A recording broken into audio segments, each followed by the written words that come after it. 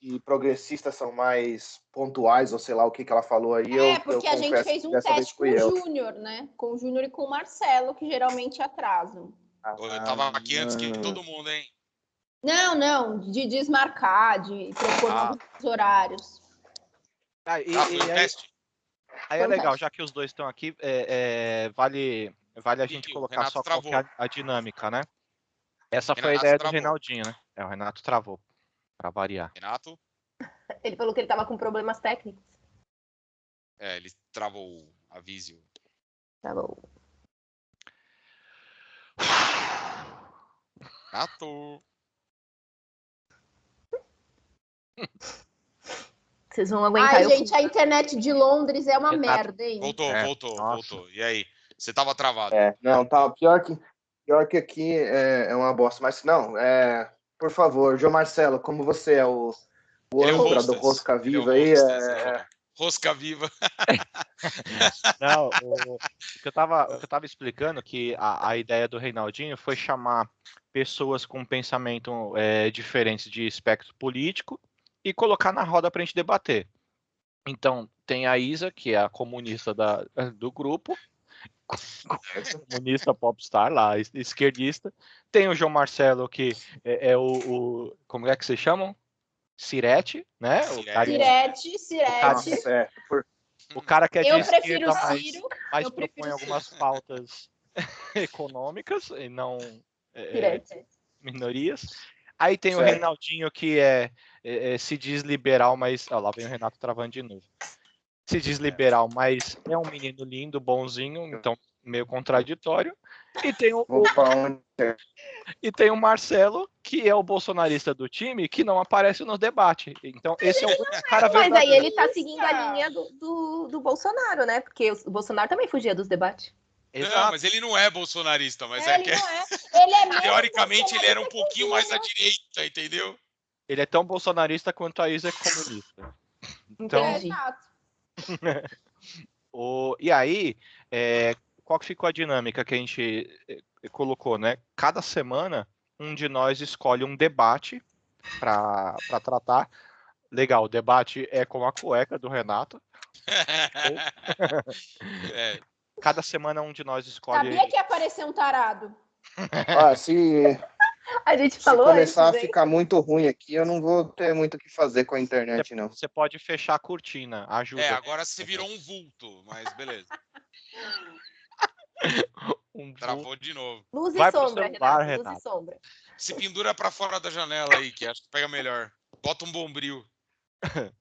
E aí, a ideia é, cada um de nós escolhe uma pauta durante a semana. Vocês viram aí que teve 3 episódios, cada um escolheu uma pauta.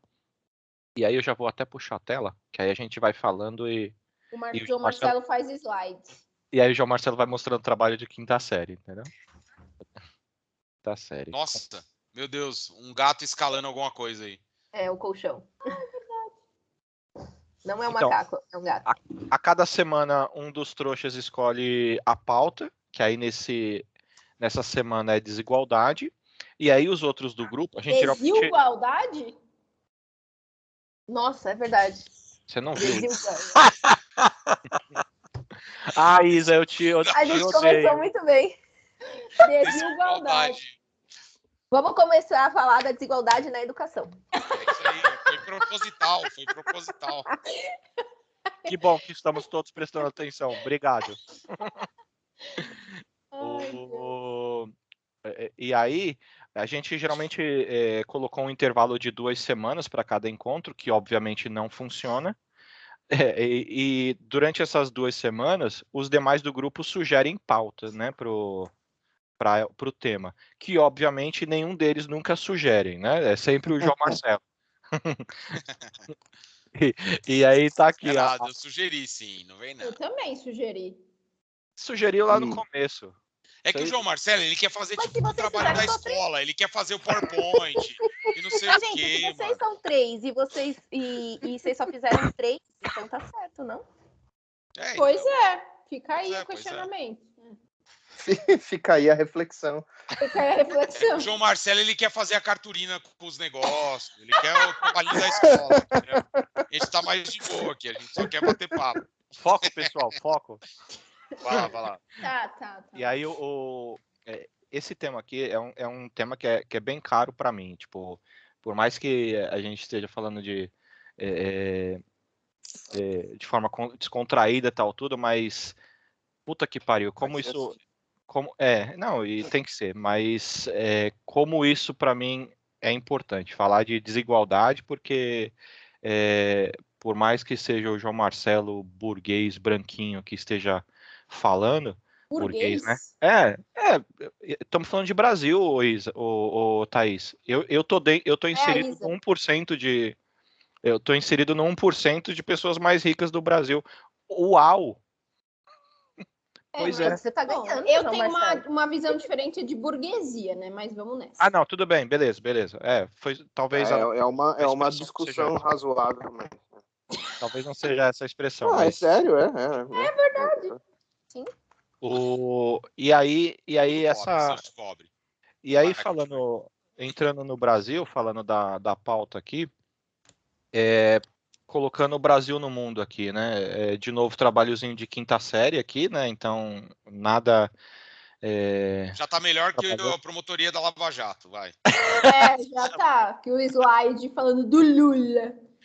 E aí... É verdade. Eu não aceito nada menos do que aquelas flechinhas lá. Aquelas bolas azuis. Não dá para ter menos, né? Quem que é o nosso Brasil de grandes oportunidades, né? O Brasil é simplesmente o segundo país mais desigual no mundo, onde 1% da população detém quase que 30% da riqueza que a gente produz, e ele também é o 14º na linha da miséria, que a régua é essa aqui, né? 1,9 dólar por dia. Como a gente faz para falar? A gente levanta a mão? A gente interrompe. Eu vou só fazer Respeito zero, principalmente se for o João Marcelo. Pode falar. Tô só fazendo um briefing rapidinho, mas aí depois eu passo a bola para vocês aí vocês falam à vontade. Tá bom. Esse é o nosso Brasilzão, né? E aí quando a gente fala de ponto de desigualdade, aí a gente pode falar aqui da classe negra, onde 55% dos nossos brasileiros são negros, cada um com seus percentuais aqui. E aqui você tem a disparidade de cor, né, raça no caso, e disparidade de gênero, onde mulheres negras estão sempre abaixo das mulheres brancas e onde as mulheres estão sempre abaixo dos homens e assim por diante. Aí depois eu jogo o slide para todo mundo ver e confrontar tal. Essa galera aqui se traduz aqui. Os nossos 10 coleguinhas mais ricos acumulam uma fortuna de R$500 bilhão. Que show de bola. E aí eu deixei aqui 2 ganchos para a Isa e para o Reinaldinho puxar, onde a gente tem aqui, obviamente, esses 10 brasileiros são homens brancos e vencedores, né? Tem uma... É meritocracia, né? Pô, vocês estão falando, mas vocês não trabalharam o suficiente. Então, desculpa, né, pela minha incompetência.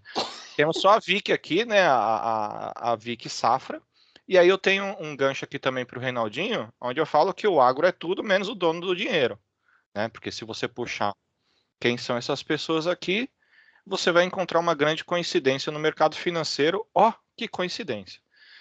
E, enfim, e temos aqui esse 5 trilhão, e aqui eu puxo aqui outro gancho também para o Reinaldinho poder debater para a gente, onde se você aplicar 1,5% disso, você consegue pagar pelo menos um Bolsa Família por ano para mais 3,5 milhões de pessoas. Aí você fala o seguinte, mas Bolsa Família, R$190, que bosta é isso? Mas lembrando que isso já tira um ser humano da linha da miséria, que é aquele 1,9 dólar por dia lá. Uhum. Acho, né? É que aí você já tá entrando nos debates, né? Sim. Não, calma. É provocação, Júnior. É uma provocação então. para você, que eu acho que você tá meio sozinho hoje. Não, hijack. Não imagina. Não, eu tô jogando alguns pontos aqui pra gente debater, só. Mas é isso, tá? Eu tô fazendo as provocações. E aí a minha maior provocação, e aí é muito bom a Thaís estar aqui com a gente, Que há, e vamos deixar claro... Rapidamente, João Marcelo. Vai. Eu vou pedir desculpa por antecipação, porque minha internet aqui no quarto funciona meio mal, então, eventualmente, eu vou ter que ficar caindo e voltando. Tá. É só isso? Só, porque eu acabei de fazer isso de novo pela segunda ou terceira vez, sei lá, então... Tranquilo. Você pega as gravações, então, e depois responde depois de 3 anos, igual... É verdade. Mas o que é bom da Thaisa que está com a gente, e aí, pegando o gancho, a Thaís e o Renato são os nossos irmãos que estão no primeiro mundo, né? E aí talvez sofram de uma forma diferente, né? E aí a Thaís sabe que no marketing, né, Thaís, quando a gente fala esse monte de número aqui, são números. Mas quando a gente fala que isso é igual a isso, e aí me desculpem por ser jogar essas coisas meio que pode ser meio placê para alguém, pode ser meio que puta, que sensacionalismo. Foda-se, entendeu? Cada um pensa como quiser. Mas o que eu tô falando é que isto é igual a isto. Isto, esta mesa branca, cheia de dinheiro, é igual a esse monte de mesa sem nada, de gente preta e favelada, né? Vamos usar esses termos e me desculpe pelos termos. Então, é isso. Roda girando, Isa. Se você quiser puxar aí falando um pouquinho de minorias e jogar um monte de merda aí no vento, fica à vontade. Não, o que eu sinto, assim, para esse debate, eu acho que quando a gente vai falar de desigualdade, a gente tem uma série de desigualdades, né? A gente tem a desigualdade alimentar, a desigualdade de educação, a desigualdade racial, a gente tem várias. E o que eu sinto mais falta no debate, quando eu vou conversar com as pessoas, é as pessoas estudarem um pouco antes de começarem a ter opiniões muito fortes sobre isso ou sobre aquilo. Quando eu comecei a estudar sobre racismo, né, porque eu acho que é uma obrigação das pessoas brancas estudarem sobre, você vai entendendo, né, a dimensão do racismo estrutural que a gente tem no Brasil e vai entendendo como que a situação econômica, né, e esses gráficos que o João Marcelo colocou, mostrando que a mulher negra sempre está à margem da sociedade, como que a gente chegou até aí. Então, o que eu sinto falta, às vezes, das pessoas debaterem isso, é elas não terem estudado, assim, não terem se aprofundado no que é pobreza, né? Porque eu sinto que a gente, às vezes, pega experiências pessoais e tornam aquilo como verdades universais. E as suas experiências pessoais, elas não refletem o que uma sociedade passa, né? Então, acho importante a gente ver os dados, o que acontece, né? Por que os negros e as pessoas negras não estão em lugares de poder nas empresas? Né? Por que a nossa polícia é a polícia que mais mata? Por que a polícia foi inventada no Brasil? Então, a polícia foi inventada no Brasil para proteger a família real portuguesa que veio para o Brasil dos negros que estavam sendo... os negros que teve a abolição da escravatura e que tiveram a sua liberdade, entre aspas, né? Então, você dá liberdade, mas você não dá humanidade. Então, a cara do Reinaldinho mostra que ele não sabia dessa informação. E essa é a história da polícia, né? Tipo, então, e a gente não sabe mesmo, sabe? Então, assim, peraí, né? A gente já fala. Então, acho que é bom a gente entender o início das coisas, porque isso reflete, sim, numa realidade que a gente vive hoje. Se a gente vê os índices dos negros aprisionados, se a gente vê as oportunidades dentro das empresas. Então, por isso que eu vou tentar meio que dar uma resumida para todo mundo poder falar, né? Porque a gente não vou ficar me estendendo, mas eu acho que a gente ter uma política de transferência de renda, né, e ter políticas afirmativas, né, e transferência de renda e renda universal é uma coisa que os liberalistas até concordam, né, porém, o que eu não concordo é a gente colocar as pessoas numa mesma linha de partida, assim. Eu acho que às vezes eles falam, beleza, a gente vai ter a renda universal e aí todo mundo vai ter uma renda básica e cada um por si, Deus por todos. E eu não acredito nisso, porque apesar da gente, nós somos desiguais, mas a gente tem situações, realidades desiguais, né? Então, quando a gente fala de negros na escola, por exemplo, a gente tem uma desistência das crianças negras nas escolas muito maior que as crianças brancas, né? E por que isso? E aí tem o ir para a escola não é só ir para a escola. O ir para a escola é você ter uma estrutura familiar para você continuar na escola. Então, você ter uma família estruturada, você ter comida em casa, você ter tênis, você ter material, porque parece tão banal para a gente alguns detalhes, né, de ter comida na mesa, porque eu não sei se alguém aqui passou fome. Eu nunca passei. Então, nunca passou na minha cabeça que uma criança talvez não vá para a escola porque ela não tem um tênis para colocar no pé, ou não tem uma comida para colocar na barriga e não tem dinheiro para a condução. Então, acho que a gente precisa começar a tentar ser um pouquinho mais... começar a entender um pouquinho mais da história do Brasil, como que o Brasil, que é um país novo em comparação à Espanha, em comparação a Portugal, cara, a gente é um país novo em idade, né? E começar a entender como que essas políticas de antes, elas continuam sendo refletidas na sociedade de hoje. Talvez não reflitam na nossa realidade, porque eu acho que todo mundo aqui tem noção do seu privilégio, mas como que reflete numa sociedade como um todo, né? Sendo que a gente voltou para a linha da pobreza, a gente está com quase 14 milhões de desempregados, o Bolsa Família acabou. Então, assim, não, mas tem uma política que vai substituir o Bolsa Família. Mais uma. Mas, cara, essa política ela não foi aprovada ainda, ela é muito incerta, e enquanto os engravatados brancos estão discutindo com lagostas na mesa, tem gente que vai fazer falta esses R$190, entendeu? Então, e é uma política pensada para um ano, né? É um ano eleitoral. Depois disso, a gente não sabe como vai ser em dezembro do ano que vem, no caso. Então, o que me incomoda é a gente ter muitos pensadores, a gente ter muitas ideias, e enquanto a gente tem ideias e debate entre brancos, homens e blá, blá, blá, as pessoas estão morrendo de fome. Então, isso me incomoda, sabe? Tipo, não, mas se você não ensinar a pescar, caralho, a pessoa tá com fome, ela não quer pescar, ela quer comer, sabe? Vai ensinar a pescar na puta que pariu, tipo.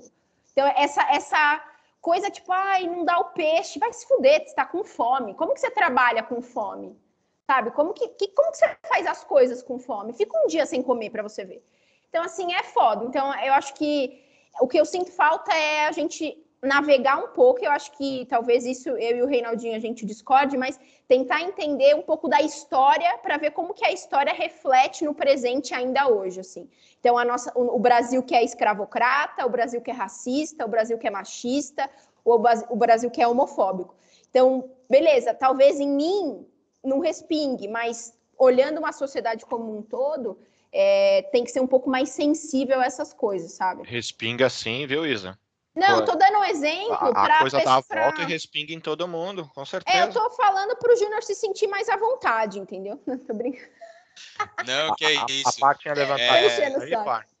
Não, assim, Isa, eu concordo com tudo que você falou do ponto de vista do que nós somos. Só que eu acho que tem um fator que é muito importante, que é assim, é o tamanho do Brasil. E eu acho que aqui a gente tem um problema muito sério, que é assim, é um país de dimensões continentais, é muito complexo e na verdade, não existe uma estrutura para cuidar da coisa como deveria ser. Eu acho que quando a gente remete para essa questão de empatia, seria muito cruel dizer que as pessoas não se preocupam com isso. Assim, as pessoas comuns, né? Eu acho que todo mundo, na verdade, se preocupa com essas coisas. Todo mundo tem empatia pelo próximo. A questão é talvez a visão de como o governo, a administração pública deveria cuidar disso. Essa história da analogia e tal, eu entendo que literalmente eu concordo com você. Pô, o cara tá com fome, tem que dar para comer e tal.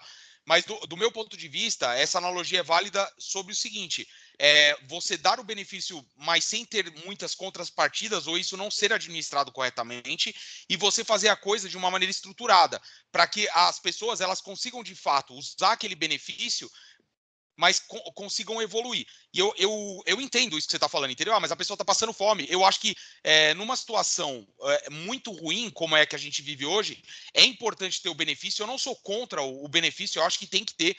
Eu acho que não tem que ser uma coisa eleitoreira e tal, só que eu acho que tem que ser uma coisa e que não é tão difícil. Se você pensar o tanto de dinheiro que os caras têm, o tanto que os caras ganham, o mínimo que eles poderiam fazer era fazer uma coisa muito melhor estruturada, entendeu? Porque a coisa também do jeito que era, ela era extremamente mal administrada, cheia de falcatruas, cheia de problemas, entendeu? Então, assim, eu concordo que tem que haver. Eu só acho que tem que ser melhor bem feito. E tem tudo para isso acontecer. Só que, infelizmente, os caras que estão lá são todos uns filhos da puta. Aquela foto que o João jogou ali no meio, tá todo mundo lá dentro, cara. Tá Ciro, tá Lula, tá todo mundo. É aquilo que a gente sempre fala. Eu acho que são todos uns filhos da puta, entendeu? E eu acho que isso é muito complicado. E eu acho que pelas dimensões do nosso país, a coisa se agrava muito. E aí, assim, só complementando para falar, essa questão histórica, eu confesso que é uma coisa que eu nunca estudei, nunca vi, mas por uma questão de lógica, de raciocínio lógico, eu acho que não dá para pegar e falar assim, a polícia foi criada para aquilo. Tipo, eu teria que entender melhor, e talvez isso a gente possa depois destrinchar isso um pouco melhor. Não, mas eu acho que tá querendo, a existência da polícia ela você tá é querendo necessária. refutar um fato com o que você acha? Exato, porque, mas Não, já admitindo que eu não conheço. Eu entendi. Não, é o que eu tô querendo. Peraí, só concluindo. Tá. O que eu tô querendo dizer é o seguinte: obviamente, a gente precisa ter uma política de segurança pública. E isso não tem a ver com o Brasil, não tem a ver com países escravocatos, a gente precisa ter. Então, eu não sei se eu entendi muito bem também da onde que veio essa questão, entendeu? Tipo, a polícia foi criada no Brasil por causa da abolição da escravatura para proteger sei lá, como é que chama lá, a família real.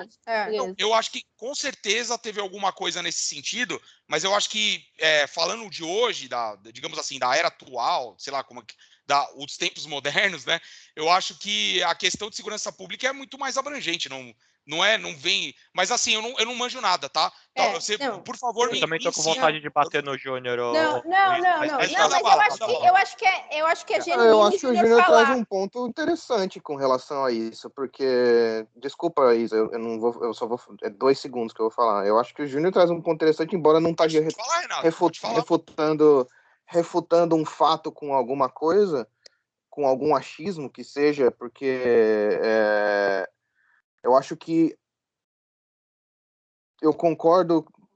Eu concordo, eu tenho as minhas visões sobre o problema da polícia militar, que provavelmente é os mesmos que a Isa pensa também, eu não sei, mas isso é uma instituição orgânica que já tem aí, se esses dados estiverem corretos, o que você passou, tipo, já tem aí 140, 150 anos, da qual, se ela foi criada depois da abolição da escravatura, não era para proteger a família real, porque não tinha mais família real naquele período, então não faz muito sentido isso, mas talvez seja outra coisa, proteger outra coisa.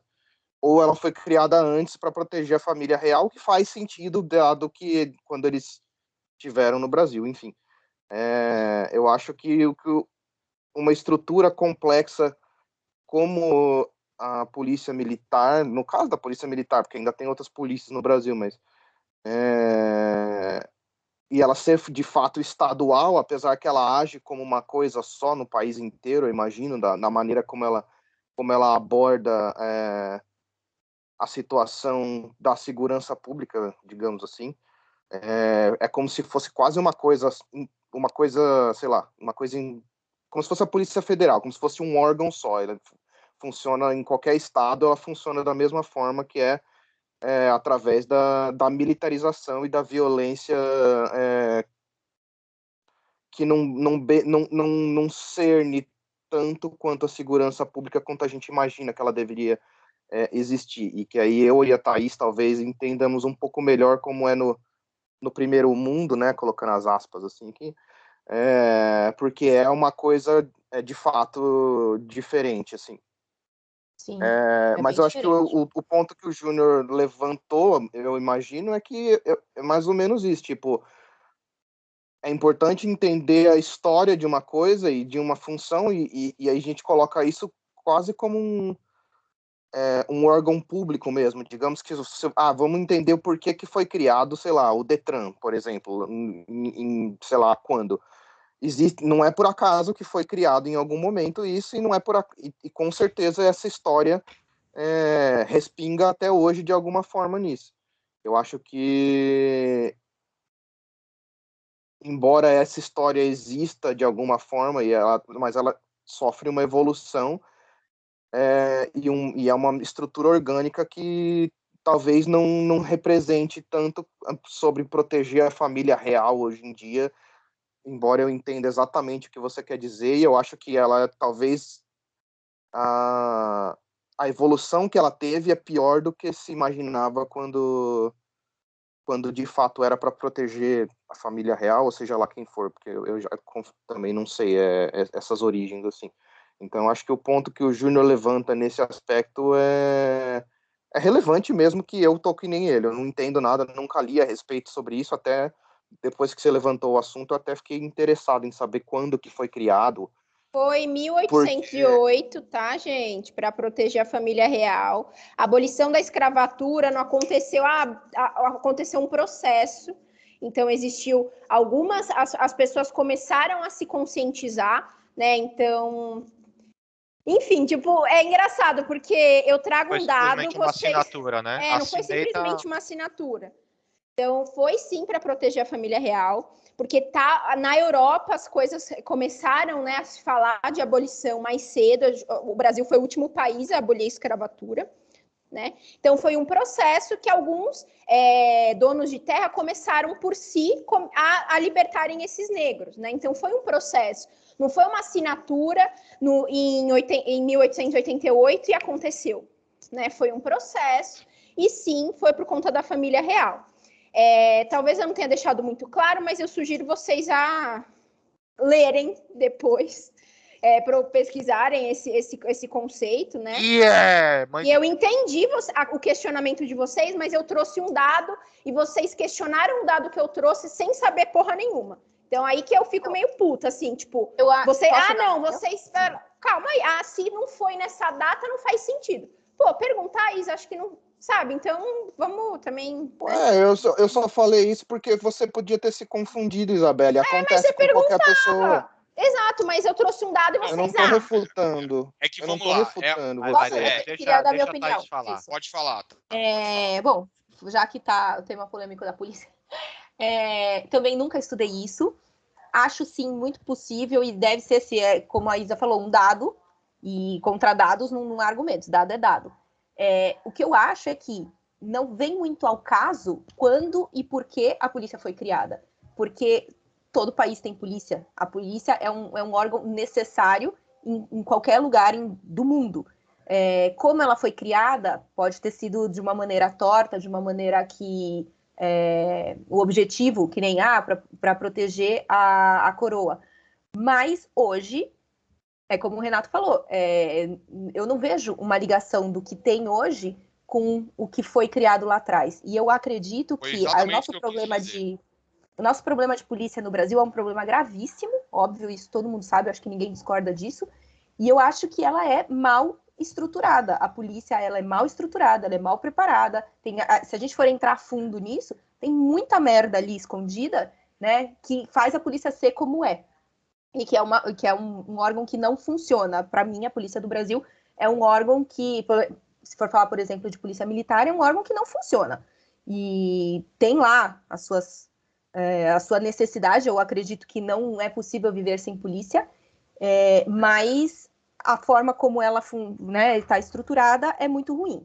E falando de desigualdade, eu não entendi muito bem de onde que o João buscou aquele dado do Brasil ser... Qual o número que o João falou, em termos de desigualdade? O Brasil é o segundo mais desigual. País mais desigual. Eu busquei aqui um negócio que eu achei que chama coeficiente Gini, que eu não conhecia. Que ele mede a desigualdade dos países. Foi criado aí por um cientista, acho que italiano, alguma coisa assim. E esse coeficiente Gini, quanto maior o número de pontos, mais desigual é o país. E aí, nesse coeficiente, o Brasil está em 7º lugar. Ainda assim, é um dado absurdamente alto, né? E sim, eu acho que a gente precisa, assim, olhar um pouco para trás, porque a desigualdade do Brasil, como a de qualquer país, ela não nasceu hoje, e ela não é do último governo, nem do penúltimo governo. Ela é uma coisa que vem desde lá de trás e vem se agravando. Alguns momentos da história teve uma melhora e outros momentos se agravaram, como acho que agora com a pandemia em qualquer lugar se agravou muito. E eu nunca estudei a questão do racismo a fundo, tá? Nunca foi uma coisa que eu me interessei de estudar, mas é uma pauta que eu acho que é importante, sim, a gente cada vez mais conhecer, cada vez mais se informar, porque, ainda mais em termos de Brasil, acho que, assim, tem a questão do racismo no mundo todo, e o racismo aqui na Espanha ele é bem diferente do que é no Brasil. Existe muito racismo aqui, mas aí é uma outra história, ele é totalmente diferente de como é o racismo no Brasil. Até mesmo porque aí no Brasil a gente, quando pensa em racismo, pensa muito em negros e brancos, né? Como se fosse só isso, só questão de cor de pele. E aqui o racismo ele funciona um pouco questão de me diferente. aprofundar nos índios aqui, nada, porque senão a coisa ia longe mesmo, Sim, com certeza. sim. Mas e que nem, por exemplo, você pega a Não, mas Espanha, a isso gente que a Thaís está falando é quase não importante, tem é uma negro visão na meio Espanha. generalizada, né? A gente quase não tem negro na Espanha. Não vou dizer 100%, óbvio que não, mas assim, a pouquíssima parte negra que tem aqui é tudo imigrante. E aí, eu ouso a dizer que eles sofrem menos preconceito do que os imigrantes árabes. Que assim, os negros aqui são os imigrantes africanos. E eles ainda sofrem menos preconceito do que os imigrantes árabes, por exemplo, que são a população aqui que eu vejo no dia a dia que sofrem mais preconceito. E isso é racismo, né? Quando você está falando de preconceito de etnias, isso é racismo. Então, eu acho que geral. o racismo do Brasil e daqui são coisas bem diferentes, a forma como ele é estruturado, mas eu concordo com a Isa que quando a gente vai a fundo, vai buscar, isso vem tão lá de trás e tão estruturado de uma maneira que se as pessoas não começarem a estudar, se informar e ver realmente da onde que isso veio, é muito difícil mudar, porque a gente tem que corrigir um erro lá de trás. E aí, quando eu falo de corrigir erros, tem algumas coisas que eu concordo e outras que eu discordo, como a gente provavelmente vai entrar nesse tema mais para frente, mas, por exemplo, das cotas, né, de cotas para negro. Eu sou contra cotas para negro. E eu acho que isso não é uma forma de corrigir nada e nem de diminuir a desigualdade. Enfim, eu acho que tem outras coisas que são feitas e que podem ser feitas e não são, que poderiam diminuir essas desigualdades. Mas é isso, a gente tem que olhar para trás para poder entender como que a gente chegou até aqui e poder mudar daqui para frente. Posso falar aqui, Par? Assim, eu vou assim, tender um pouquinho aqui para o lado da Isa, no seguinte sentido, tá? A questão da onde o Brasil está pode ser tanto fonte de informação, como também pode ser período de busca de informação. Então, aí depois é até legal a gente compartilhar. Eu sempre jogo no grupo o PPT e também jogo as fontes que eu pesquisei. É legal a gente fazer isso, tá? E assim, não existe verdade aqui, não. Tá? Sim, claro. Às vezes é um dado que a gente está buscando. Mas o que eu queria apontar o negócio da Isa, já que a gente entrou na questão de segurança pública, é que, assim, é óbvio que, que nós, hoje, né, 500 e tralalá anos depois, não sabemos exatamente como surgiu as coisas. Eu estava vendo até uma reportagem esses dias agora esqueci a porra do Brasil do país que foi, que eles estavam falando que o arquiteto colocou em algumas esculturas, eu lembro. E as pessoas falam, eu lembro do quê? Foi no Greg News. Pega esse sketch aí, chama Memória, Amnésia. Ele tá falando, eu lembro. Isso foi há milênios e hoje a gente não sabe do que ele lembrava mesmo. Qual que era a ideia de você expor em todas as construções no país o eu lembro? Né? Então, assim, a gente não sabe hoje o porquê que a Polícia Federal atua da forma que atua. A gente não sabe hoje o porquê que as estatísticas falam que mais negros morrem, mais policiais negros morrem. Obviamente, a gente não sabe isso, mas existe uma coisa que está intrínseca, que é a cultura. Entendeu? Então, quando a gente fala que a Polícia Federal, e aí eu também não tinha esse dado, tá, Isa? Mas se você pesquisou, eu tomo como verdade isso. Assim como eu tomo verdade as coisas que a PAR pesquisou também, mas se nasceu com um determinado propósito, a gente não sabe o quanto tempo este propósito perdurou. A gente está falando que no Brasil a gente teve 350 anos de escravidão. Perfeito, João. Fora, Eu ia fora fazer exatamente essa colocação. Então, hoje nós não sabemos o porquê que... Hoje nós não sabemos o porquê que está assim.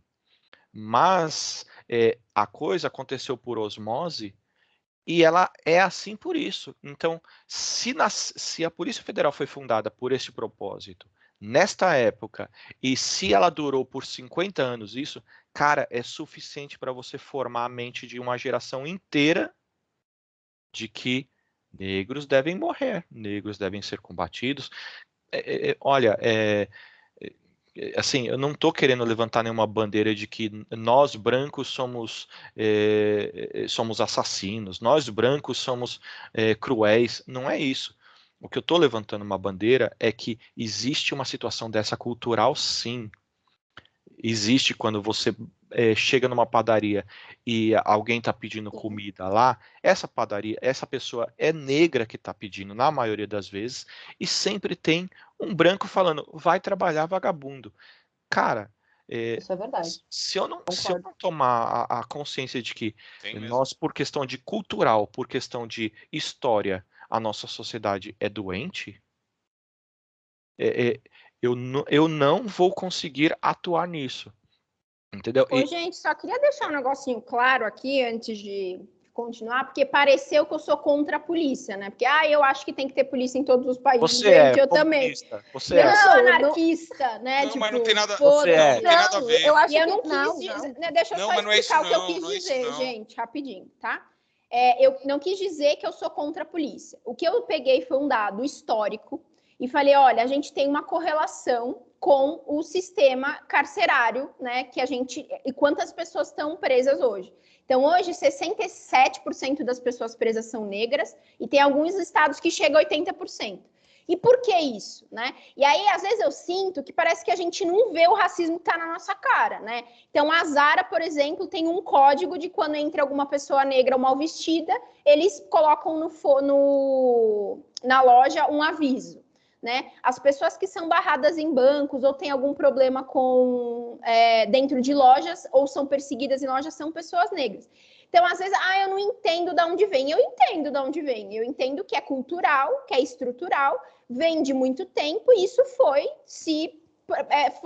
por osmose, né, e por cultura, foi se levando até os dias de hoje. Então, a gente tem uma abolição da escravatura, onde a gente não teve a humanidade dada para essas pessoas negras, que elas simplesmente foram abolidas e colocadas na rua. E aí começam a ter as grandes aglomerações, né, que são as favelas, que é aí que vem a origem das favelas, das comunidades, que eles foram para os morros e começaram a se colocar lá. Hoje, a porcentagem de pessoas negras em condições de pobreza e dentro das comunidades é muito mais alta que as brancas. Então, assim, gente, eu entendo vocês, mas eu acho que a parte histórica influencia sim. E por isso que eu trouxe esse dado. Para falar, gente, realmente tem uma influência, né? Tem a parte estrutural. A gente é um país que, como o João Marcelo citou, de negros e pardos, onde há poucos anos a gente não via essas pessoas na televisão, a gente não via essas pessoas na publicidade, a gente não via essas pessoas nas empresas. Então, às vezes, depois que você começa a estudar isso, você começa a fazer o judiciário, a política, né? Então, mas isso no judiciário foi cota de negro, né, que se levantou. Ninguém quis saber o currículo da pessoa, né? Sim. Hoje a gente tem... falar aí. Vai lá. Não, rapidinho. É que assim, e pior é que assim, eu concordo com o que vocês falaram, com o que você acabou de falar, Isa, eu tô 100% de acordo. Existe uma questão histórica e cultural. É porque da maneira como, e só querendo esclarecer, né, da maneira como você colocou lá, para quem não, como a gente não tinha se aprofundado, a gente não tinha feito essa rodada em cima do mesmo tema, a sua primeira fala, ela fez uma correlação tão direta que parecia causa e efeito. Eu sou totalmente a favor, não. Eu concordo totalmente com você quando você diz que existe uma questão cultural e isso, na verdade, se abrange a tudo. E não só a questão da polícia. A tudo que é negativo. Não, e aí eu acho legal a gente entender o histórico. Entendeu? Claro, mas veja bem, aí que tem que ser destrinchada a coisa, porque quando você fala assim, mas a polícia foi criada por conta da abolição da escravatura, e a gente está discutindo esse tema sem elaborar, fica parecendo que a polícia é do jeito que é hoje por conta de como foi a criação dela, sendo que eu concordo com o João Marcelo quando ele disse que teve 300 e poucos anos aí de que se passaram da coisa, a polícia virou uma instituição que é muito maior e que, assim, não dá para você falar. Se você está trazendo dado, eu acredito. Eu acredito que na abolição da escravatura foi criada a polícia e tal. Mas você tem que se perguntar: é a mesma polícia que existe hoje? Como que isso evoluiu? Pela taxa de homicídio de pessoas negras chegarem a 75%, eu acho que a polícia é racista. Não. Falar que a Sim, polícia é racista. Vamos lá. Falar que a polícia é racista é uma coisa. Falar que a polícia é uma continuidade direta do que foi na abolição da escravatura, aí eu acho que é querer forçar um pouco a narrativa. Entendeu? Eu acho que racista. Beleza, então por que a polícia é racista? Qual que é a sua mas não é só a polícia. O Brasil é racista. É o que o João Marcelo falou. O cara na padaria é racista porque lá na abolição foi criada a primeira padaria. Tipo, não. Entendeu? Não, assim. Com certeza, essas questões elas vêm sido trazendo, existe uma evolução. Sim, mas é o que eu estou falando, entendeu? A coisa é um pouco mais complexa. Eu entendo o que você está falando. Eu só acho que é perigoso só fazer essas correlações diretas, porque assim como você fez com a polícia, a gente pode fazer com qualquer coisa, então. Porque o mundo lá na época da escravatura era racista. Isso é um fato, entendeu? Tipo, é que nem você falou, é um dado. Agora, foi criada a polícia, e eu acho que... Eu entendi o que você quis dizer, só que tem que ser elaborada a questão, entendeu? Existe, e é um pouco mais complexa. Com certeza, se a gente tivesse alguém aqui porque isso aqui eu tenho certeza que ninguém conhece aqui. É a mesma coisa, é argumento de autoridade. A gente está falando sem conhecer. Se a gente trouxesse um PM aqui, um cara que a família fez carreira na PM, o cara com certeza vai ter outra visão sobre a polícia. Entendeu? O Júnior lançou um ponto aqui que até a Thaís pegou o gancho também, com relação o Brasil, ele é um país continental cara, e como fazer isso mudar, né? E aí a Para até citou as cotas, né? Aí a gente está falando, cara, desculpa, meu, eu não posso sentar em cima de um problema, entendeu? Como o Bolsonaro fala que vai sentar em cima da Petrobras e fala isso aqui é muito difícil de gerenciar e eu não sei o que fazer. Cara, e aí estamos falando de seres humanos que morrem, seres humanos que são escanteados, seres humanos que não têm água, não têm saneamento. A gente tem metade de um Brasil sem saneamento aqui. E aí tudo se resume à vontade política. Tudo se resume à vontade política. Se eu conseguir... não, mas a vontade política é o seguinte, cara. A vontade política. Não, mas, o Rei, a vontade política fala o seguinte: como a minha economia pode trabalhar para o bem social da minha nação? Como a minha educação pode trabalhar para o crescimento cultural e intelectual da minha nação? Como eu construir um rio que liga o São Francisco liga lá para o Nordeste, isso é importante para uma nação.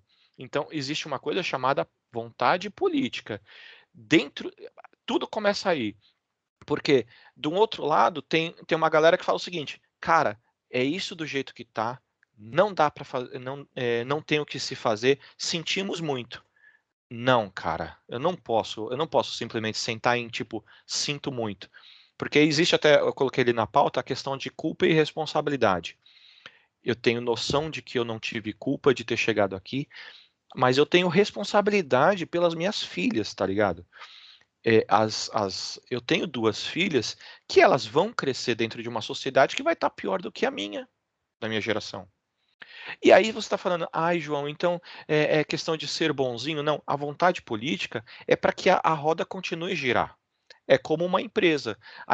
Hoje as grandes corporações, e todos aqui estão inseridos dentro dela, elas falam o seguinte: quem são meus fornecedores? Qual que é a saúde financeira delas? Qual que é qual que é a atitude dela em relação ao meio ambiente? Opa, esse fornecedor não serve para a minha cadeia de desenvolvimento. É a mesma coisa com o ser humano, cara. Para quem não consegue pensar no social, no lado humano, tem que pensar no lado do dinheiro. Não dá para você ter um país de 100 milhões de miseráveis e outros. 100 milhões não, né? Vamos colocar aí. Tem 150 milhões de pessoas no Brasil capenga e 50 milhões achar que, cara, eu continuo, eu vou continuar. Por quê? Porque uma hora vão inventar uma espaçonave e eu consigo pegar meu dinheiro e ir embora para Marte. É isso? Não sei, cara. Qual que é mais viável? A gente tornar uma sociedade saudável ou pegar uma nave e ir para Marte e construir uma sociedade nova?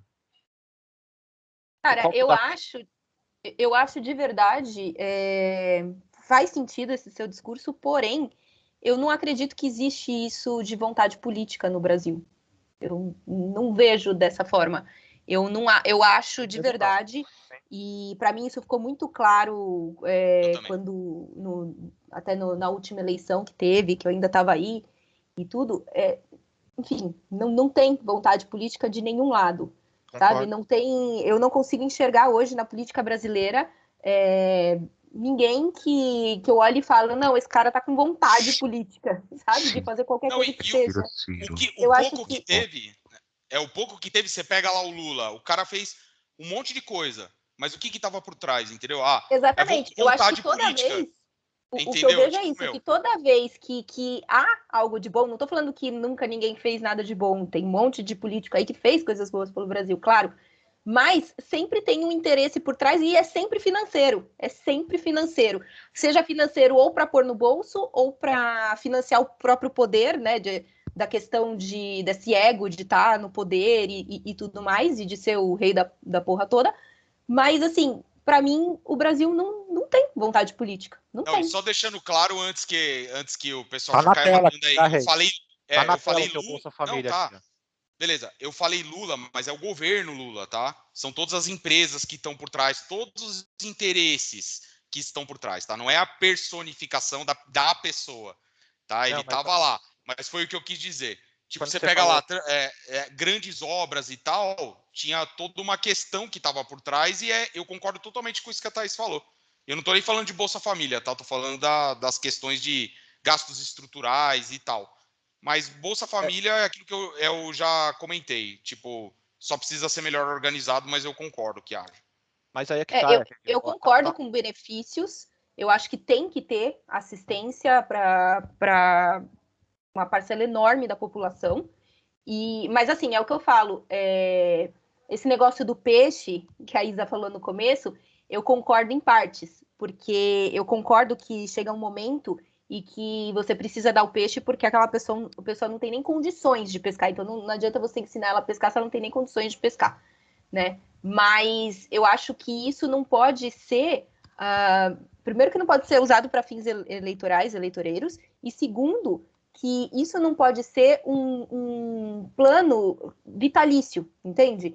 Porque eu acho que isso tem que ser uma medida para tirar as pessoas da miséria extrema, e aí tem que ter um projeto de continuidade, aonde aí sim, agora essa pessoa está alimentada, vamos ensinar ela a pescar, entendeu?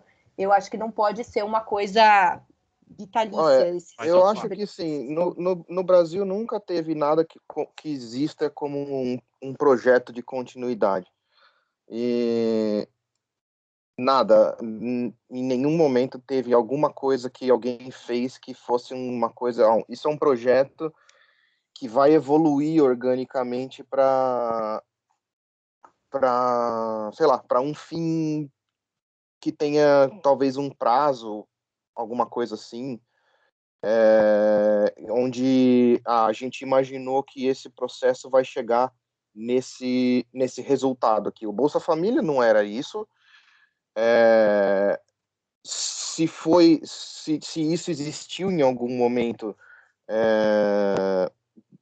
essa informação, digamos assim, eu acho que primeiro que eu acho que um programa desse tipo, ninguém faria falando, não, isso aqui vai durar, tipo, é para durar, sei lá, em termos eleitorais, vai para durar 20 anos, e aí, tipo, o nosso resultado, o que a gente projeta é que seja assim. Primeiro que você tira outras, outras variáveis da coisa que podem simplesmente impedir que isso aconteça. Então, eu acho que não faz muito sentido. Outra que eu acho que, mesmo sendo leigo, inclusive com relação ao Brasil, como eu sou, ou a gente pode se considerar nesse aspecto, você tem que lembrar que não é um lugar muito estável, digamos assim, tanto econômica e socialmente falando. Socialmente até que vai, porque não tem grandes rupturas sociais assim, porque a estrutura se mantém no Brasil. A estrutura, no meu ponto de vista, e a estrutura é mais ou menos isso que a Isa descreveu, o João Marcelo descreveu, vocês todos descreveram, assim.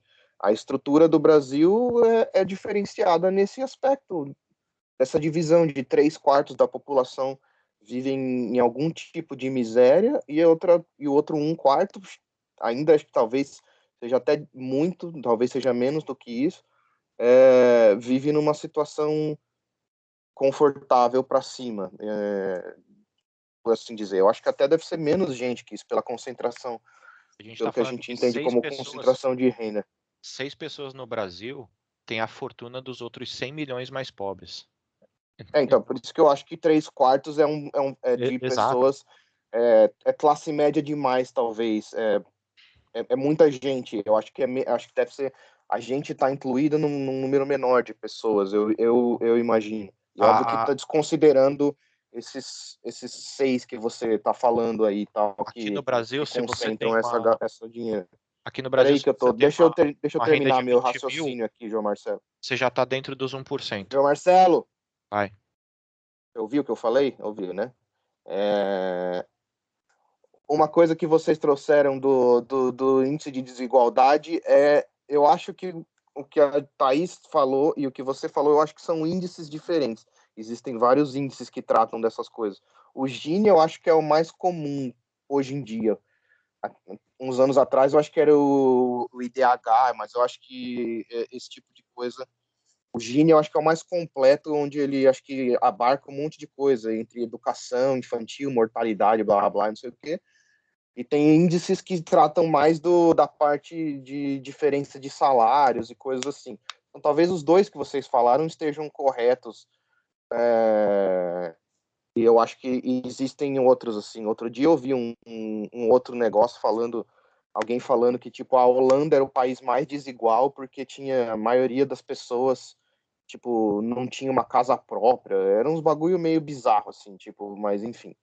Então, acho que as duas coisas refletem, para mim, na minha visão, refletem bem o que é o Brasil em termos de desigualdade ou disparidade, assim, e que eu acho que, juntando um pouco com o que a Isa falou, eu acho que é quase ridículo você não enxergar que o Brasil é desigual com relação à cor da pele, tipo, é uma negação. Região. É uma negação fora da. Você só nega isso porque você quer, porque ele é visível para todo mundo isso, assim. E aí você junta, mesmo que você esqueça a parte histórica, tipo, da onde foi criado a polícia militar, por exemplo, você não precisa, tipo, você pode pegar só nos últimos, sei lá, 30 ou 40 anos que seja, e esquecer todo o passado, e o resultado vai ser o mesmo na prática. E acho que Sem dúvida é um país dos tentando pensar excluídos. Isso é muito tentando, claro. tentando pensar um pouco mais no lado de São Paulo, porque eu conheço muito pouco também de outros lugares do Brasil, assim, e eu acho que, não sei, eu vou falar o que é um achismo mesmo, assim, no sentido que eu acho que reflete ainda que o resto do Brasil só que com um pouco mais de violência, porque tem mais gente rica e mais gente pobre em sentidos numéricos, assim. Então, eu acho que fica nítido, tipo, falar sobre a população carcerária, que, sei lá, acho que a Isa falou que 2/3 são negros, eu imaginaria que era mais, até, mas é uma imaginação também. E o número, tipo, a gente pensa no número de mortes ou de assassinatos, coisas assim, mortes violentas, né? Tirando mortes normais, mas mortes violentas. E o Brasil sempre tem um número assustador e as pessoas falam, nossa, e cresceu, porque o número de assassinatos cresceu e tem, sei lá, 50 mil por ano, eu não lembro, mas era numa casa de alguma coisa assim, 30 mil por ano, alguma coisa assim. Que E mesmo a nossa comparado... taxa de prisão de homicídio é muito baixa. Então, o Brasil também não investiga muito homicídio. Então, quando você A solução dos tem esse homicídios, pelo problema que também, falam, é quase nada mesmo. Assim, quase né? nada, exato. E mesmo se você comparar com os Estados Unidos, que é um país também violento, e também violento, acho que mais razoavelmente um pouquinho mais segregado do que o Brasil oficialmente, em termos de raciais, né, de negros e brancos, tal, e tem uma população maior, ainda assim o número de assassinatos bruto, e especialmente per capita, é menor do que o Brasil. Então, não, e se você analisar quantas dessas pessoas são negras ou pardas ou por aí, o número eu lembro de ter visto esse dado, eu não sei com certeza, mas eu lembro de ter visto esse dado alguns anos atrás. É muito maior do que uma pessoa que você pode olhar para ela, sei lá, e considerar ela branca, como nós 5. São 5 aqui? 1, 2, 3, 4. Fala de educação agora de novo, Isa, por favor. Vamos voltar na educação. O... e eu acho, voltando no que eu comecei a falar, eu acho que não por causa disso, mas isso reflete o quanto nunca existiu uma política de continuidade no Brasil, e o Bolsa Família até poderia ser, porque honestamente, acho que a Thaís falou,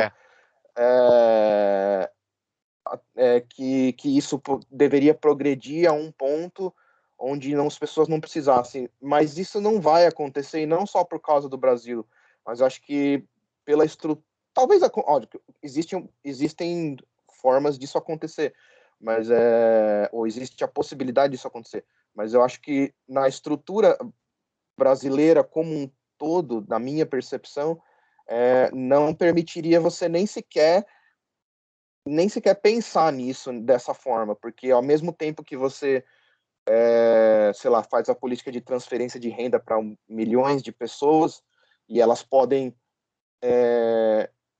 sei lá, ir para a escola, ou como é uma das premissas do Bolsa Família, das crianças têm que ir para a escola, tomar vacina e coisas desse tipo, ainda assim você tem um contingente de pessoas muito grande e uma instabilidade econômica muito grande que faz isso não ser uma coisa viável, na minha visão, não faz ser uma coisa viável como um plano de fato, assim, uma coisa nesse sentido. Só um momento, eu vou terminar. Esse tipo de política de transferência de renda não é uma coisa exclusiva do Brasil. Esse tipo de coisa existe aqui na Inglaterra, existe nos Estados Unidos, provavelmente na Espanha, em Portugal, na Europa Ocidental como um todo. Isso é uma coisa comum. Nosso modelo copia o europeu. Eu não sei dizer quem veio primeiro, porque isso já existe há muito tempo antes, aqui, por exemplo, na Inglaterra, uma política de cotas. No próprio Brasil existe há muito tempo. Ação afirmativa, ou o que se chama de política de ação afirmativa com relação ao estudo, especialmente ao estudo universitário e coisas assim, que é diferente da cota, é um pouquinho diferente da cota, tal, mas isso existe, tipo, nos Estados Unidos desculpa, aqui na Inglaterra há muitas décadas já, na verdade. Sim. E isso é mantido porque eu imagino que porque exista de fato uma consciência de que não se chegou e provavelmente não vai se chegar num ponto de estabilidade social plena e desigualdade. Eu não vou nem colocar zero, né? Mas uma desigualdade onde todo mundo possa ter o mesmo tipo de acesso a qualquer coisa. E aqui é muito diferente do Brasil e é muito diferente dos Estados Unidos. Então eu acho que esse tipo de política é mais do que necessária no meu ponto de vista, assim. E eu tenho meu ponto favorável. Eu estou tentando juntar um pouco de tudo que vocês falaram para falar de uma vez só, mas eu tenho meu ponto favorável com relação a cotas universitárias, por exemplo, embora não seja totalmente favorável, no sentido de que no Brasil eu acho que isso é extremamente necessário, especialmente eu que estudei na Unicamp, na Universidade Pública, sei o quanto aquilo é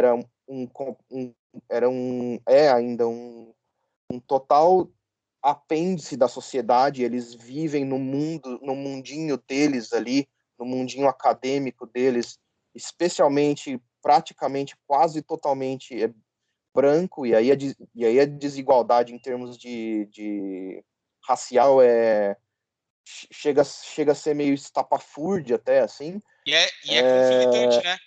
E é Não, conflitante. exatamente. Um dos meus pontos é esse. Universidade Conflitante pública, ao extremo. todo mundo é Conflitante ao branco. extremo.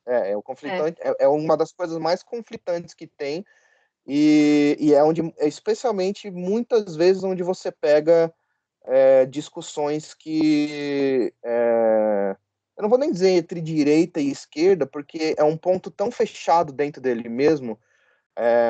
A Unicamp e as outras universidades, eu só posso falar pelas paulistas, porque eu conheço os outros, do resto eu não sei, mas é mais ou menos, eu imagino que seja mais ou menos a mesma coisa. Que quem está lá, que quem comanda aquela coisa, eles têm um poder de barganha razoavelmente grande para não precisar mudar nada. E a política de cotas raciais e socioeconômicas, ela foi meio que empurrada por um pequeno grupo de pessoas, assim, para ser, e que não foi também tipo, a gente precisou protestar, não sei o que lá. Quem estava no poder meio que viu que as coisas estavam encaminhando para isso, então precisava meio que ceder nesse ponto para abarcar essa mudança que estava vendo aí especialmente depois do governo Lula e tal, mas ainda meio que como é que é? Meio que respondendo disso, porque o governo do estado de São Paulo era do PSDB, então eles tinham que meio que resguardar um certo tipo de negócio. Não, a gente não pode fazer isso porque vão acusar a gente de ser comunista ou petista ou não sei o que lá. Até o ponto que não deu mais. E o meu ponto contra, entre aspas, nisso é que não é exatamente isso, é que no Brasil o ensino superior, ele não, que ele é garantia de muito pouca coisa. Dois, que mesmo para quem tem tipo um curso superior, hoje em dia já quase não significa grande coisa. Tipo, você tem milhões de pessoas que se formam todos os anos ou todos os semestres, digamos assim, e não é garantia de um bom emprego, ou de um retorno financeiro, ou mesmo de um retorno financeiro social, digamos assim, como mais gente trabalhando, não sei o que lá. Porque a instabilidade do Brasil, econômica no Brasil, é tão grande que aí volta para os tantos milhões de desempregados que a gente fala isso, que tem falado, tipo, para desigualdade ainda de cor, porque mesmo que as pessoas se formem na universidade, aí as cotas, acho que, eu não sei, para a universidade particular como é que funciona, mesmo com isso, não se chega na hora do vamos ver, na hora da disputa de emprego, digamos assim, não é igual. A política estrutural, a cultura, né? Eu não gosto muito dessa palavra, mas a estruturalidade do Brasil como um todo, da maneira como eu vejo, ela não permite que um, um preto e um branco tenha as mesmas oportunidades, falando claramente assim. E isso está refletido da maneira como a gente vê. Tem muito mais preto, pobre, favelado, não sei o que lá, do que branco, tal qual alguém de vocês falou aí, não sei. Tem muito mais gente presa na cadeia branca, tem muito mais gente assassinada preto do que branco. E eu acho que a parte da política de cotas, por exemplo, no longo prazo, ela pode melhorar isso no sentido de ter mais gente estudada, mas a estrutura do Brasil é tão, na minha visão, é tão problemática que passou a ter curso superior não passa a ser grande coisa. A pessoa vai fazer um mestrado, um MBA, alguma coisa, para ela se diferenciar do resto, como eu sei que o Júnior fez, eu não sei mais alguém que fez, mas todo mundo faz isso porque os lugares onde se paga melhor, não sei o que lá, onde se contrata praticamente só pessoas brancas, digamos assim, eu não vou nem falar homem e mulher porque eu não manjo muito disso, quer dizer, eu não manjo nada, mas eu não vou me arriscar a falar, vai ser, tipo, a estrutura brasileira, ela é montada para ser desigual, e eu não tô falando isso de uma maneira tão comunista quanto parece, assim, tipo, eu acho que tá enraizado tanto no negócio que ela se adapta ao ponto de que você nunca vai, entre aspas, você nunca vai conseguir não ter um Bolsa Família, tá ligado? Você nunca vai conseguir criar empregos naquelas regiões onde o Bolsa Família é mais, né, especialmente o Bolsa Família, mas ele é mais necessário, ele é mais visível, não sei o que lá, Mas isso, e você ó, nunca vai criar universidade pública para todo mundo estudar generalizadamente falando assim e tal. Mas Rê, deixa eu Mas, só, enfim, só. eu Isso que você concluí, tá tá? colocando. É Eu mais ou só vou menos isso. colocar. Boa. Eu só vou colocar um raciocínio. Isso que você falou é legal, porque assim, eu acho que todo mundo concorda com isso que você está falando, mas aqui eu acho que os raciocínios divergem um pouco, principalmente entre eu e eu sei que o João Marcelo e a Isa, que é do ponto de vista do seguinte. Como que você resolve isso, né? Existe aquela questão utópica, mas eu sei que aqui as pessoas que estão aqui, elas têm mais pensamento prático. E eu acho que a gente diverge bastante do ponto de vista, As para pessoas que vocês até estão aí saber. aonde? Não, que estão aqui na call e essas principalmente 5 que você contou, 1, isso. 2, 3, Isso. 4, 5. E eu estou me referindo principalmente ao João Marcelo e à Isa. Mas eu acho que assim, o nosso pensamento diverge um pouco aqui, no sentido de como a gente teria que tentar resolver isso. Entendeu? Porque é aquela história. Às vezes a gente está falando e dá a impressão que é isso que o João Marcelo falou. Tipo, chuta o pau da barraca e fala, não tem jeito mesmo. Eu, muitas vezes aqui conversando, se vocês assistirem os outros debates, eu sou meio desiludido mesmo com política e tal. Mas se você perguntar para mim assim, não, tá bom, e aí? Desiste? Então, não. Mas como resolver? E aí eu acho que é onde o raciocínio diverge bastante aqui, porque eu acredito que os dois aí, eles entendam que existem coisas que o Estado pode fazer para ajudar as pessoas em situação de minorias e tal. E a gente deveria meio que, digamos assim, a não ser que eu esteja errado, vocês podem me corrigir, tá? Eu posso estar falando, eu estou falando aqui por Você vocês. sempre está Tá errado. errado. Beleza, então eu estou errado. Mas assim, dá poder para o Sacanagem. Estado, entendeu? No intuito do quê? Porra, então o Estado é responsável por cuidar e resolver alguns desses problemas. Enquanto que eu penso de uma maneira um pouco diferente, entendeu? Do ponto de vista do quê? De que o Estado não tem competência para fazer isso no tamanho que é o nosso Brasil e com as complexidades que nós enfrentamos. Eu não acho que a gente, digamos assim, dá mais recursos para o Estado e mais responsabilidades para o Estado vai resolver alguma coisa, porque o Estado já se provou incompetente, historicamente, né? Beleza. Vamos lá. Assim. Ó, eu queria. Vai, Só- Thaís, vai.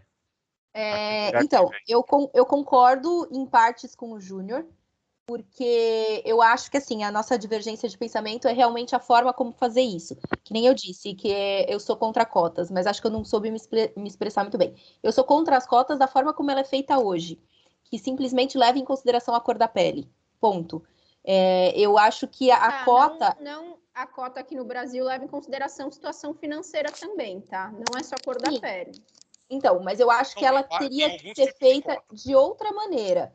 Eu acho que a forma como ela é feita, ela não garante uma justiça, porque eu acho que não é você aumentando simplesmente o número, como o Renato falou, você vai ter mais gente estudada, mas depois que essas pessoas saírem para o mercado de trabalho, elas vão sofrer um preconceito tão grande como ela sofre, que de verdade, às vezes, o estudo não vai ser o diferencial para ela, entende? Então, eu acho que a gente tem que pensar em outros mecanismos, e aí eu concordo e discordo do Júnior, porque eu acho assim, o Estado ele tem sim como criar mecanismos para diminuir essas diferenças, mas eu acho que ele não ele não vai conseguir sozinho ser responsável por 100% disso. Eu acho que se a iniciativa privada não embarcar junto nisso, nunca vai dar certo.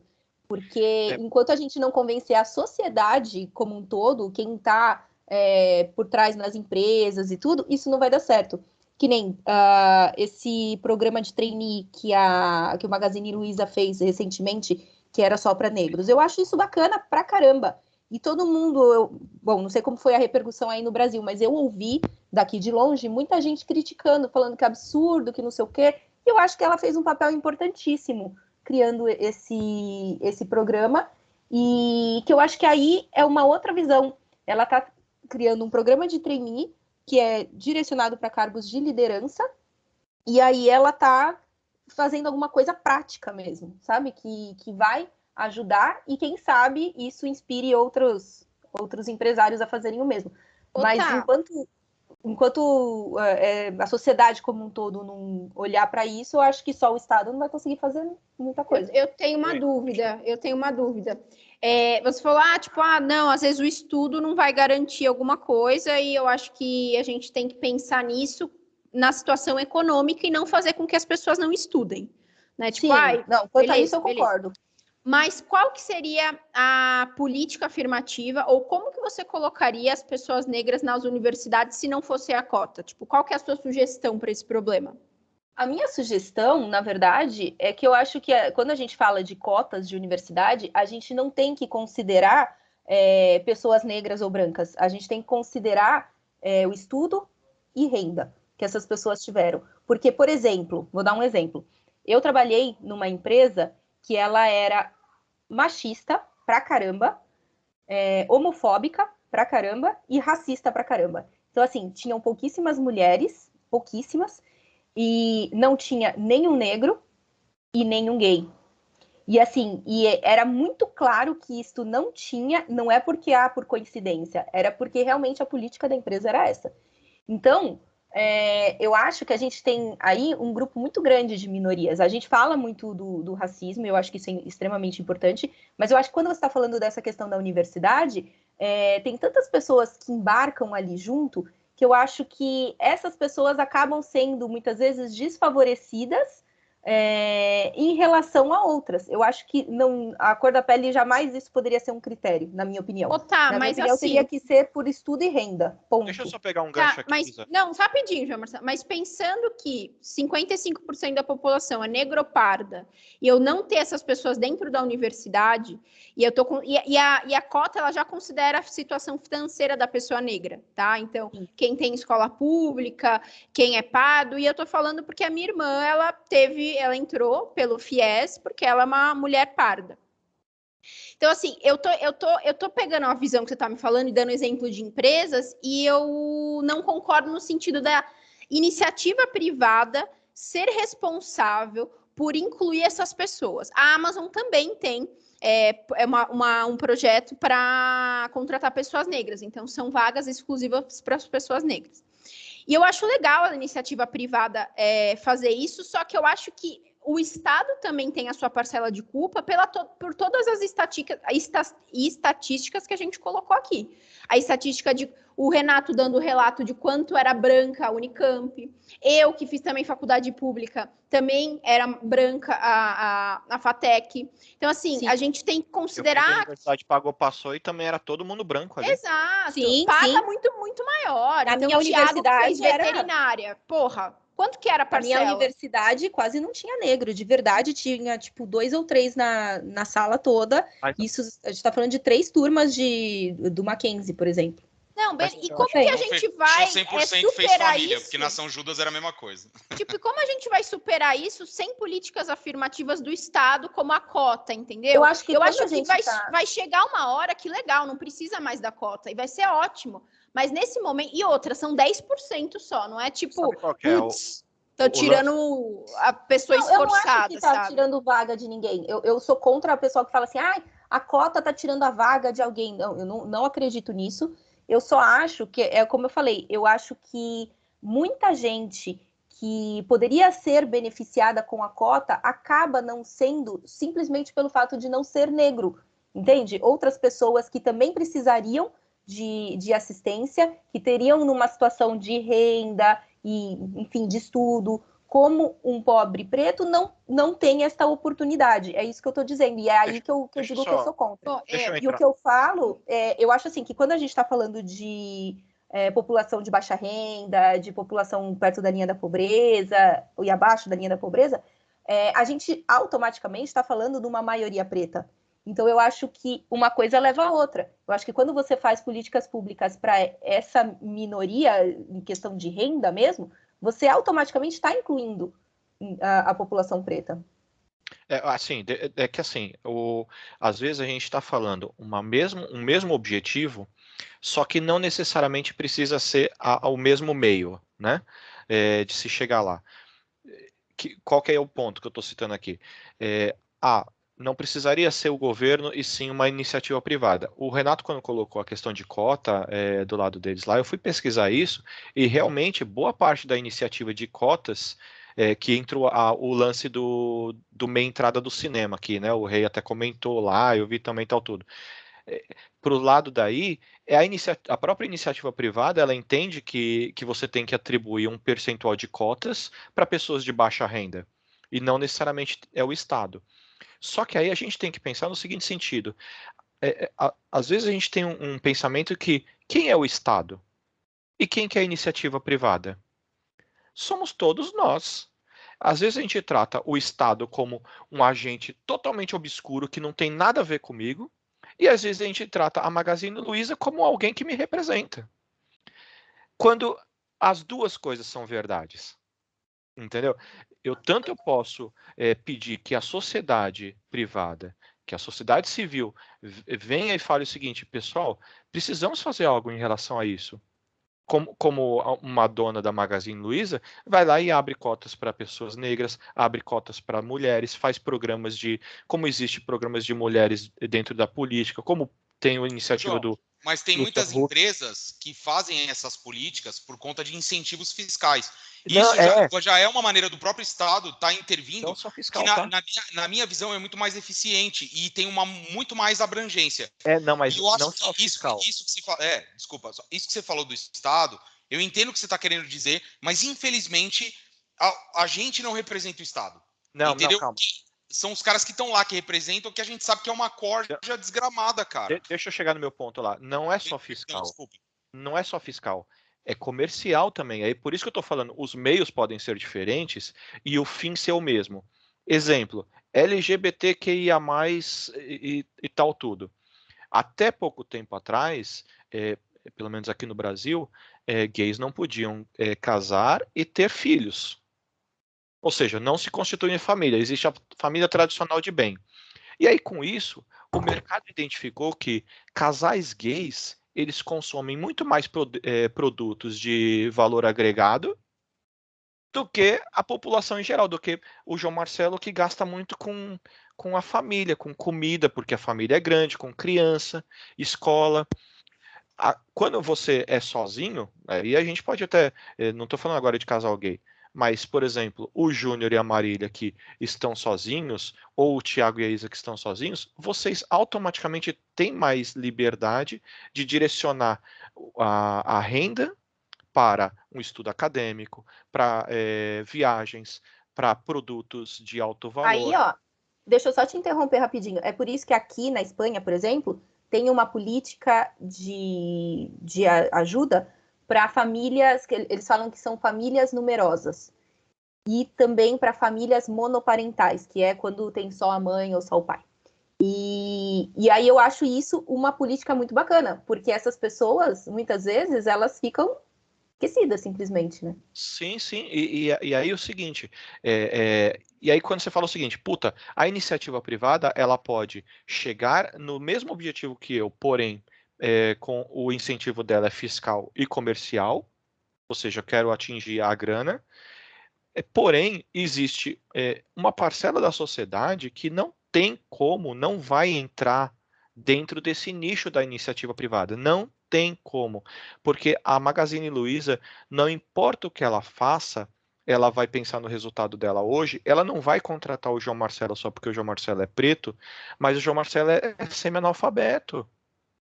Um analfabeto funcional. Isso é óbvio. Sim, Isso é óbvio. Então, aí é onde entra as pessoas que se organizam em sociedade, que montam um Estado para salvar estas outras parcelas que estão. E aí, como o nosso horário está adiantado, eu estou compartilhando a tela aqui. Eu quero até entrar na questão da política compensatória, que eu separei aqui, tanto o Bolsa Família como o Renda Universal. Não, cara, o Bolsa Família, ele. E aí vamos lá, de novo, né? O Renato e Júnior sabem o quanto eu fui petista no passado e o quanto eu defendi essa porra desse Bolsa Família. Deixei de ser petista, mas eu continuo defendendo isso. Porque, embora o programa, sim, ele foi idealizado para ser um programa de Estado e não de governo. O problema do PT, que na minha concepção, é que ele não fez nada mais além disso, entendeu? Mas para corrigir as questões estruturais. Mas falando especificamente do Bolsa Família, vamos lá, dados de novo. Educação básica. Nem continua o seu raciocínio, mas a gente nem está falando de educação básica, mas continua o seu raciocínio.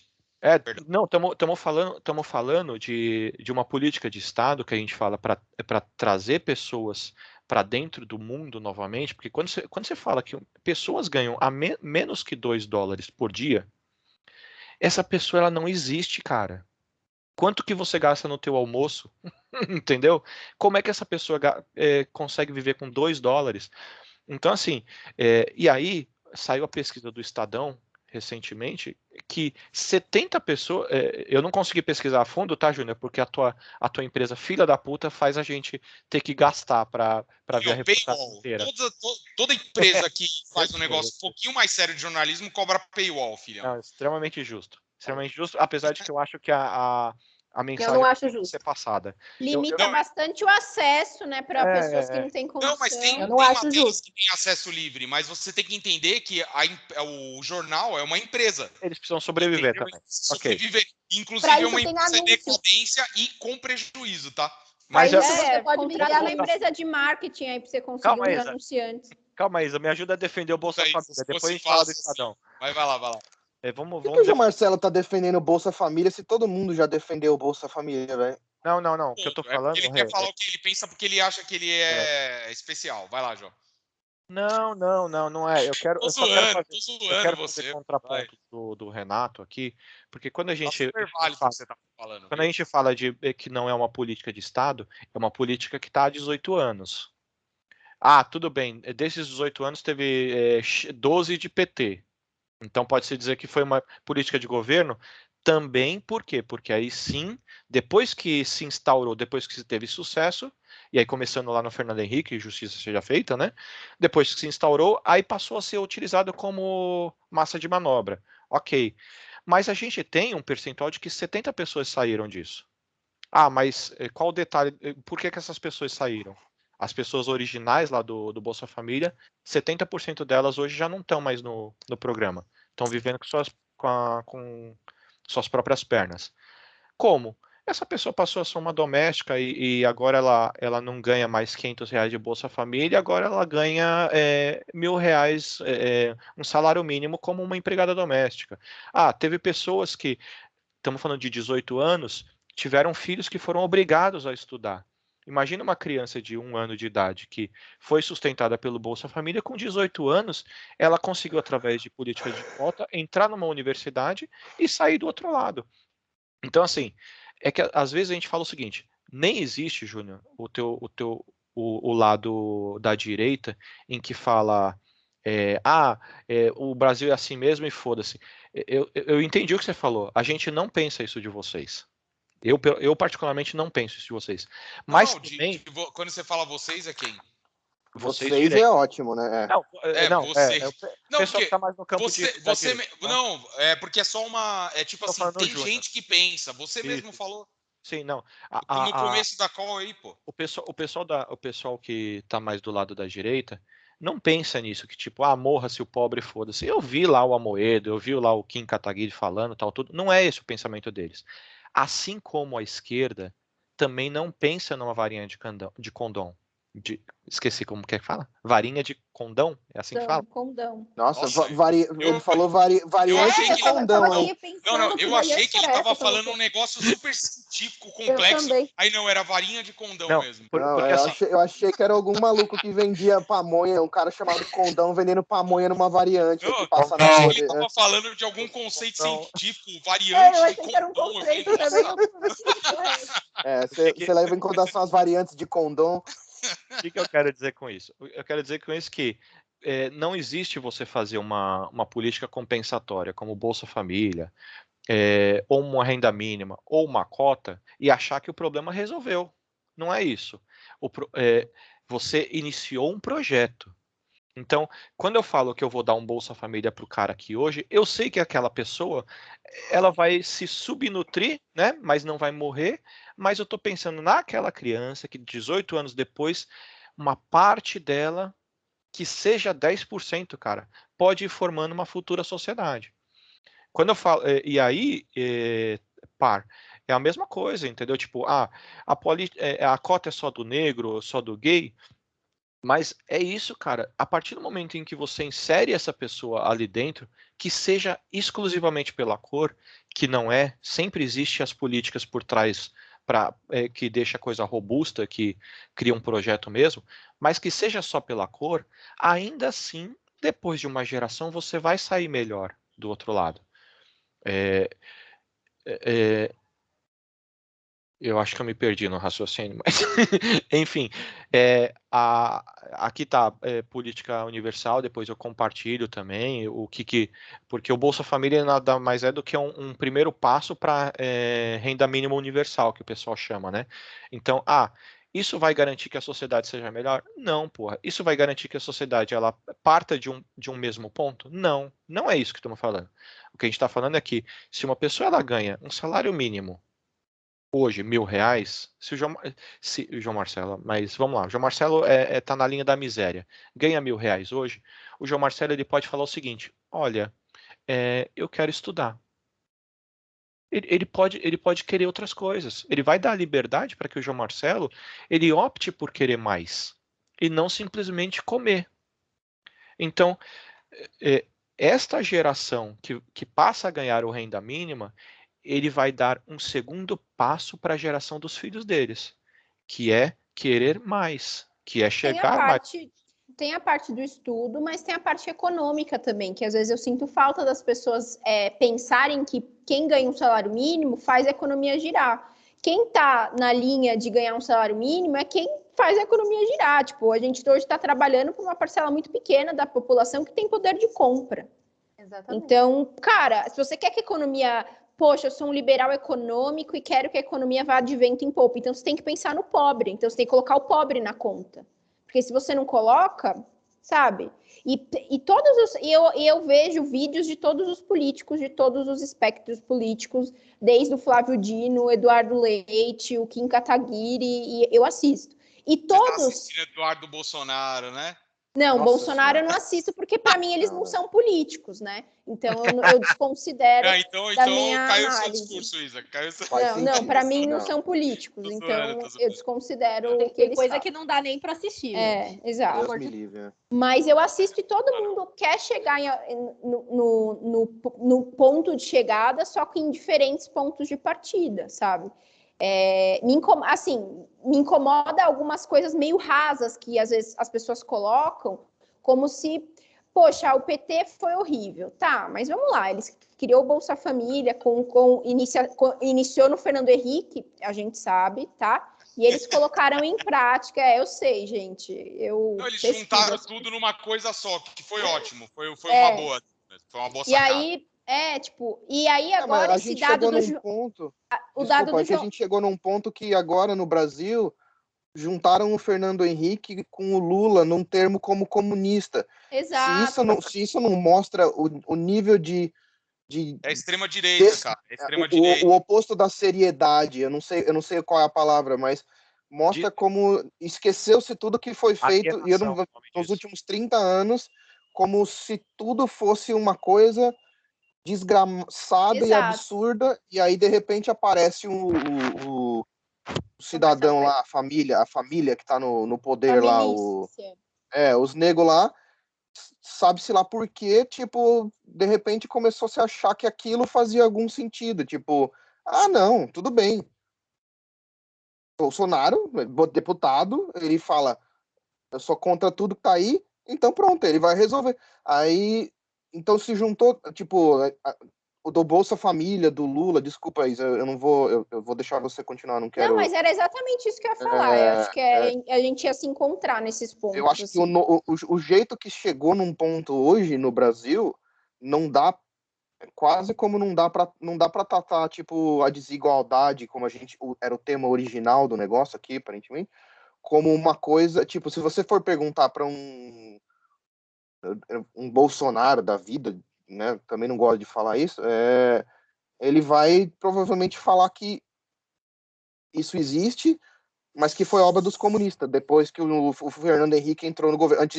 Na ditadura não tinha isso, né? Quando o Brasil era bom, alguma coisa assim. Ou na ditadura não, né? Na época do que os presidentes eram militares, não sei. Governo militar. É por isso que não dá nem para assistir esse tipo de gente falar qualquer coisa, porque... Não merece. Isso daí não faz, é isso por daí não faz o ideologia, menor né, gente? sentido. É por ideologia. E eu acho que não é nem uma ideologia, tipo, honestamente, tipo, talvez eu não entendo nada da Espanha nem nada, mas eu consegui hoje, morando aqui, morando um pouco em Portugal, comparar umas coisas e eu vejo que tem muita semelhança assim, no espectro político da coisa e na verbalização dos negócios, que generalizadamente falando, no sentido de que em todo lugar existe um PT e um PSDB, que são dois, mais ou menos, gira no centro-esquerda, centro-direita, que são levados a sério, como aqui é o Labour e o Conservative, igual é nos Estados Unidos, apesar de tudo, os dois partidos lá são mais ou menos essa representação, onde nesses lugares, um negro como o Bolsonaro, por exemplo, ele é uma chacota, assim, tá ligado? Ele existe um tipo de gente que meio que segue, que não dá nem para dizer que é uma extrema piada não é, Reunião não dizer que é uma extrema direita, porque não é uma direita que defende um liberalismo econômico universal. O Bolsonaro, a família dele nunca fez isso e não vai fazer, e não está fazendo e não vai fazer nunca. Mas então não dá nem para dizer que é uma extrema direita, porque a economia está fora desse aspecto, assim. Embora o bonitinho de Chicago lá, o Paulo Guedes lá que é a criatura mais estapafúrdia que eu já vi, que queira tentar empurrar a goela abaixo disso, do mercado financeiro, né, dos mercados que se apaziguam quando fala isso, isso nunca aconteceu, isso não vai acontecer no Brasil, tipo, porque você não pode usar esse tipo de coisa como um discurso verdadeiro político. E eu acho que juntando um pouco isso dessa coisa, de tudo que a gente falou, se fizer algum sentido, é por isso que eu acho que isso é um dos motivos pelo qual eu acho que aqui, por exemplo, onde eu moro, Thaís, a desigualdade, como a gente propôs no começo, é menor do que no Brasil, porque essas coisas não são levadas nesses extremos e existe um racismo, especialmente em Portugal, um racismo enorme com relação a vários amigos pretos que eu tinha falavam que, tipo, brasileiros falam que lá, tipo, era muito pior do que no Brasil em termos de ofensa mesmo, assim, digamos, de injúria. Eu não sei estruturalmente falando, mas que era um lugar bem problemático com isso, assim. E a população era, de certa forma, segregada, então onde eu morava era uma galera mais pobre, então era mais preto, por exemplo. Aqui é exatamente a mesma coisa, só que o nível de desigualdade nem se compara, assim, tá ligado? Não existe nenhum paralelo, assim. Eu comento com as pessoas aqui, tipo, o que vocês acham que é pobreza, vocês não, tipo, vocês não têm ideia no Brasil do que se passa. Isso que o eu imagino Renato que a tá gente falando não é tem muito ideia do importante, que gente. está na Nicarágua, seja, ou no Haiti, não deve ser ainda pior, assim, tá ligado? Mas eu acho que todo esse negócio, Thaís, eu vou concluir em 30 segundos. todo esse negócio, para mim, na minha cabeça, funciona tudo como uma coisa só. E eu acho que o ponto que o Júnior levantou do Estado já se provou não ser competente do negócio, eu acho que é uma afirmação que é muito difícil de você concluir. É muito fácil de você falar isso no sentido de que, bom, se o Estado tentou fazer isso até hoje e não conseguiu, então ele não vai conseguir nunca. Mas então a iniciativa privada também não conseguiu fazer isso até hoje, de certa forma, tá ligado? Existe uma coisa que eu acho. Eu lembro que eu escutei isso na última eleição, acho que foi do Henrique Meirelles, se eu não me engano. Falando, alguém perguntou alguma coisa para ele, falou: o emprego, Debate, emprego né? é o Debate. melhor, o emprego é o melhor programa social que existe. Isso para mim é a coisa mais idiota que alguém pode falar no mundo, assim, tá ligado? Porque são coisas bem diferentes para mim. Tipo, é óbvio que todo mundo almeja ter um emprego que pague razoável, que não seja humilhante, não sei o que lá. Mas um emprego não é um programa social. E se um emprego é um programa social, então aí sim, depende do Estado fazer um processo para que aquilo seja de fato o programa que ele quer criar. Então levanta um monte de estatal aí, então, amigo. Se é esse o... Então levanta um monte de estatal aí. Ou você arma de um jeito que a iniciativa privada vai fazer tudo que é necessário, tá ligado? Tipo, isso não vai acontecer. Não, a gente não acha, tipo, no Brasil existe uma ilusão de que isso acontece nos Estados Unidos e de que isso acontece aqui na Europa, embora existam diferenças entre os países muito gritantes até aqui na Europa, mas existe uma ideia, aí vou colocar como o João Marcelo falou, Júnior, de vocês, não, o pessoal que defende esse tipo de liberalismo enfiado goela abaixo, por assim dizer. Liberaloides, vocês são liberaloides. Eu não acho. Comunistas. Eu acho que existe um termo, eu acho que existe uma razão para isso, porque se você pensar em quem produz, quem, entre aspas, produz empregos, de fato, é a iniciativa privada, não sei o que lá, e elas dependem de existir uma estrutura razoável para funcionar assim. Mas é justamente isso que eu acho que o Estado não tem que fazer, de certa forma. Não existe, vamos criar estatal, não sei o que lá, para emprego, porque isso não, né? Isso não existe. Uma coisa que é importante, nisso que você está falando, que é assim, é o Estado no Brasil. Então você pega, por exemplo, que aqui tem mais 2 horas de discussão, mas só rapidamente. Você não pega fala da Petrobras. Não, então. Fala. Tem a Petro. Vou te derrubar. Veja bem, a Petro é a estatal mais importante, é uma puta empresa brasileira, blá, blá, blá. Mas se você olhar para dentro da Petro, cara, como é a estruturada a Petro é bizarro, tá ligado? Como ela é estruturada internamente. O quanto os caras ganham, tá ligado? A quantidade de pessoas, tipo, é um reflexo de como o Estado brasileiro é gerenciado. E quando eu digo assim, o Estado, cara, puta, meu, eu queria que fosse legal, eu queria que desse certo, eu queria que fosse maravilhoso. Mas o problema é que é os bandos de filha da puta que estão lá, entendeu? E aí, tipo assim, eu acho bizarro você pegar e falar, não, ó, joga tudo na mão desses caras aí, que beleza. Tipo, não beleza. Eu acho que a discussão, na minha visão, a discussão não é se eu concordo com você, é com relação à Petrobras, especialmente eu conheço uma galera... Não, eu sei, não, mas a Petrobras é o exemplo brasileiro, porque ela é uma empresa ela é uma empresa privada, digamos assim, que funciona como uma estatal, porque ela tem que depender de todas as outras coisas. E eu concordo com você, como ela use... É o inverso. Ela é uma estatal que tem que viver como uma privada. Não, então, não, eu entendo o que você quer dizer, mas minha linha de raciocínio, tudo bem, óbvio que as duas maneiras talvez funcionem, mas o que eu quero dizer é que ela é uma empresa privada no sentido que ela não é onde eu trabalhava, a CETESB, por exemplo. A CETESB, ela não tinha fins lucrativos, ela só tinha fins de prover um serviço para a população. A Sabesp, teoricamente, deveria ser assim também.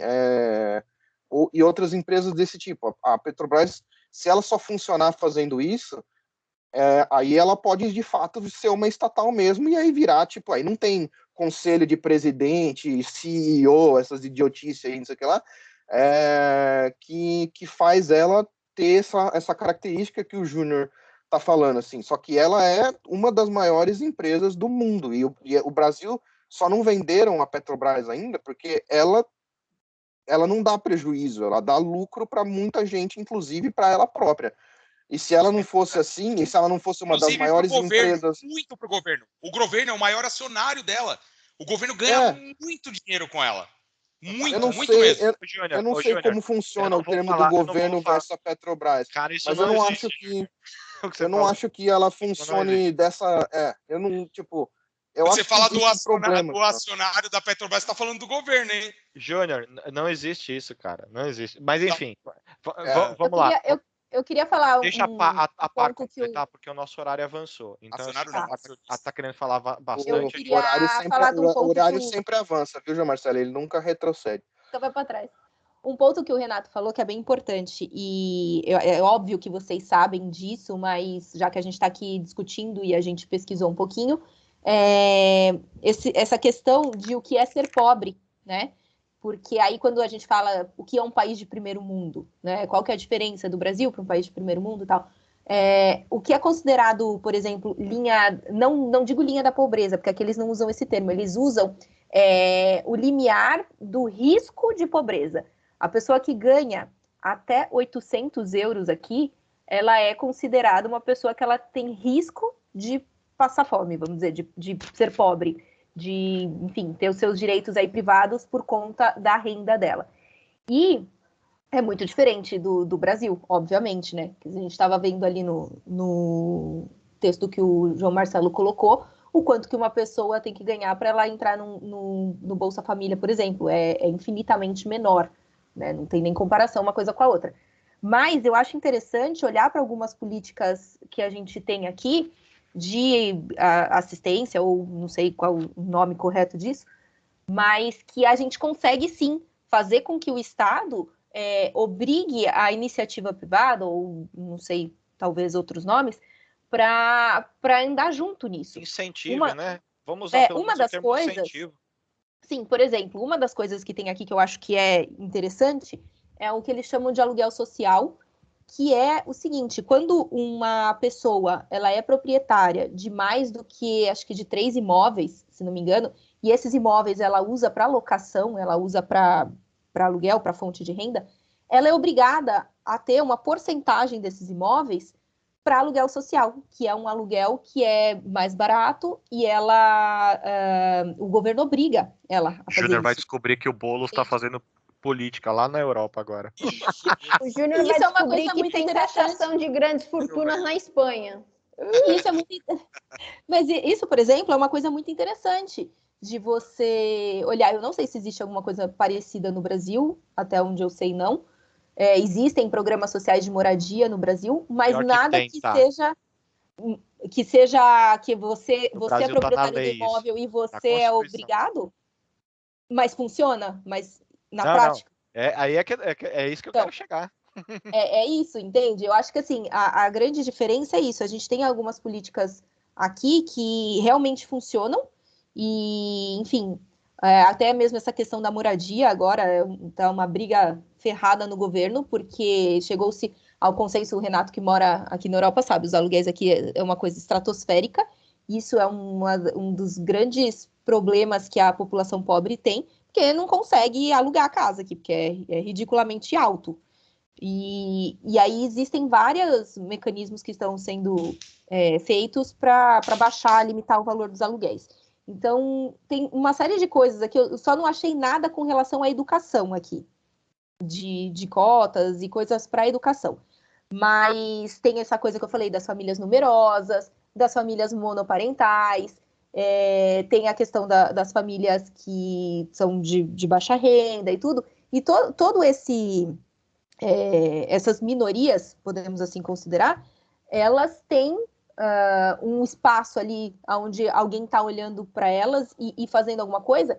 E, óbvio, não é um mundo perfeito aqui, ainda existe bastante desigualdade, não é porque está ali no ranking um abismo muito grande do Brasil que aqui não existe esse tipo de coisa. Existe muito, mas a diferença é que a sensação que eu tenho, pelo menos, e do que eu vejo aqui, tem sempre alguém olhando e tem sempre alguém cuidando disso, e quando é colocado em lei, a coisa é daquela maneira e funciona. E aí, com isso, a gente pode fechar com dica.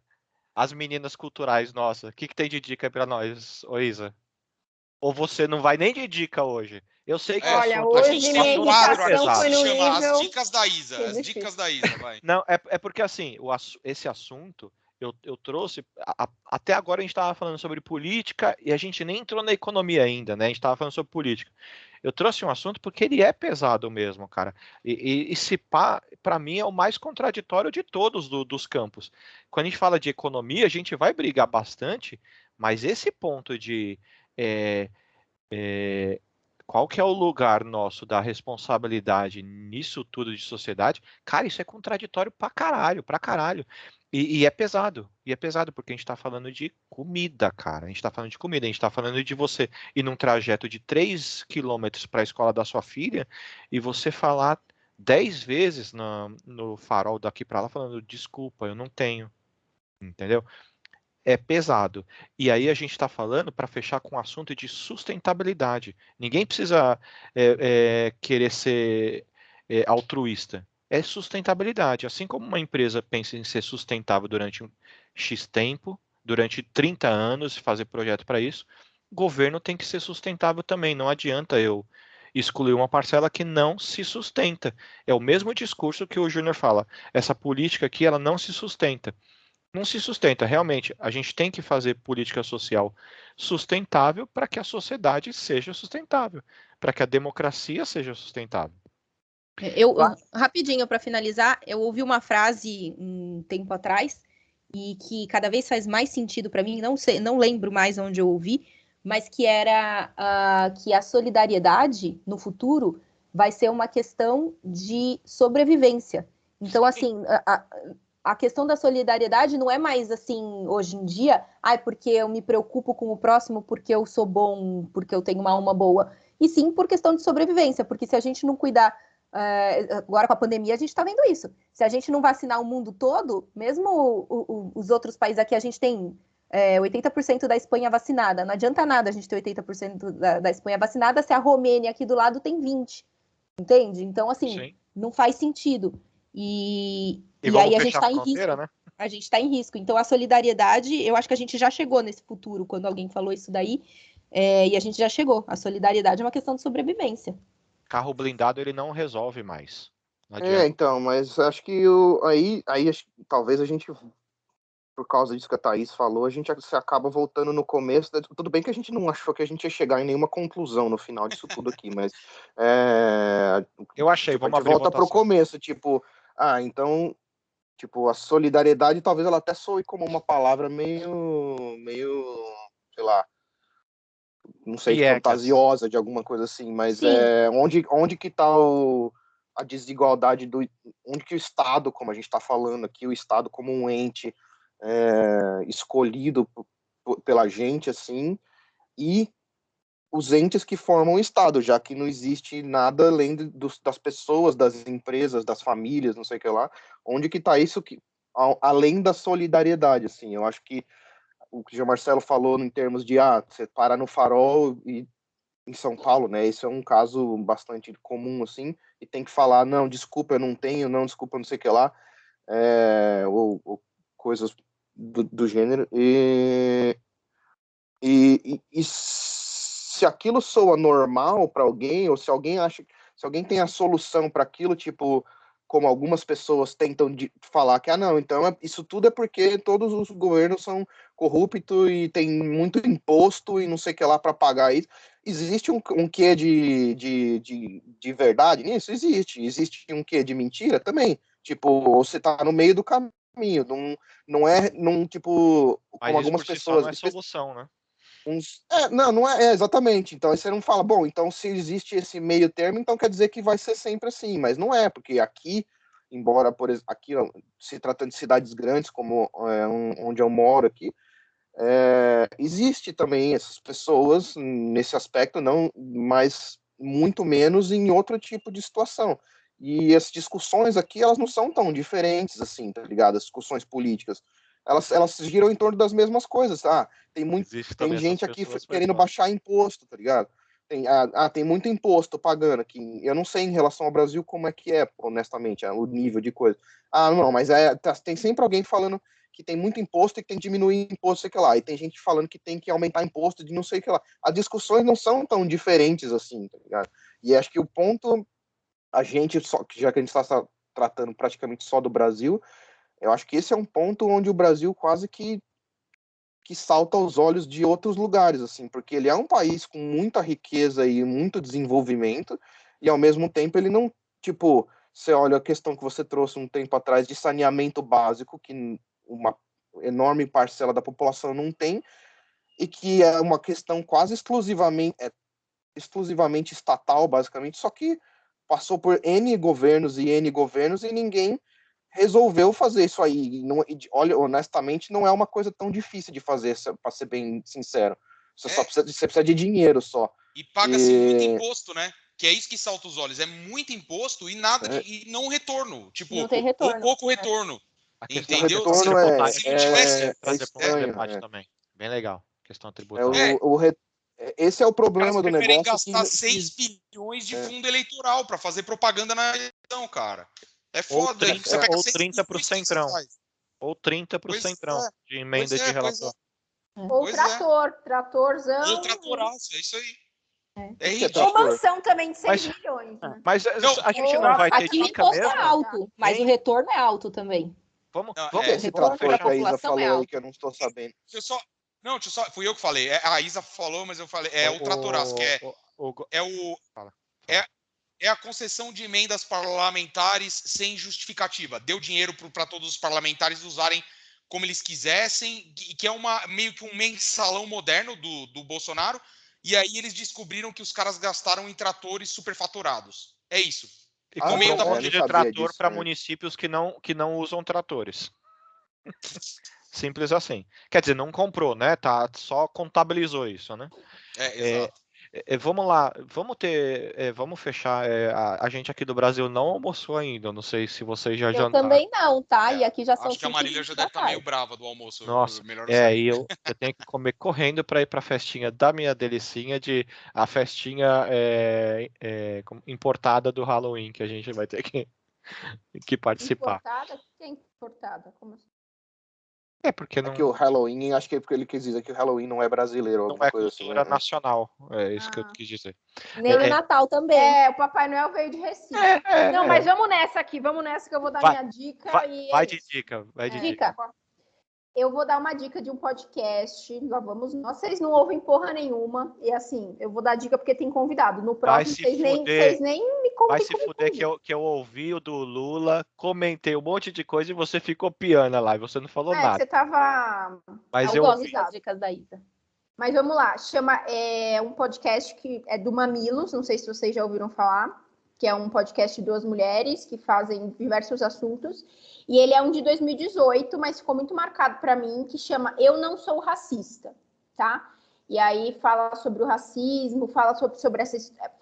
tem um historiador, né? E um ponto interessante de ser trazido é que antes nós não tínhamos literatura escritos por pessoas negras. E esse movimento está começando agora. Então, a dificuldade de você encontrar informações sobre esse período por pessoas negras é muito difícil. E agora a gente está tendo vários historiadores, pessoas que estão lançando livros, trazendo essa nova narrativa, né? Porque a história é escrita pelos vencedores. E claramente não são as pessoas negras. Então, esse podcast eu lembro muito dele, porque foi o momento que eu falei, epa, tipo, eu sou responsável por isso também, sabe? Então, foi um autoquestionamento de várias coisas, várias situações que eu já passei. Então, acho legal vocês ouvirem. É antigo, mas continua bem atual, infelizmente. Mas é só essa dica. Pode falar, Isa. Não, que eu estava pesquisando da Espanha, né, para falar, não vai dar tempo de falar tanto de taxação de grandes fortunas, infelizmente, que é um assunto que me deixa questão tributária excitada. a gente vai deixar falar, a gente vai falar de um tema específico. Exato.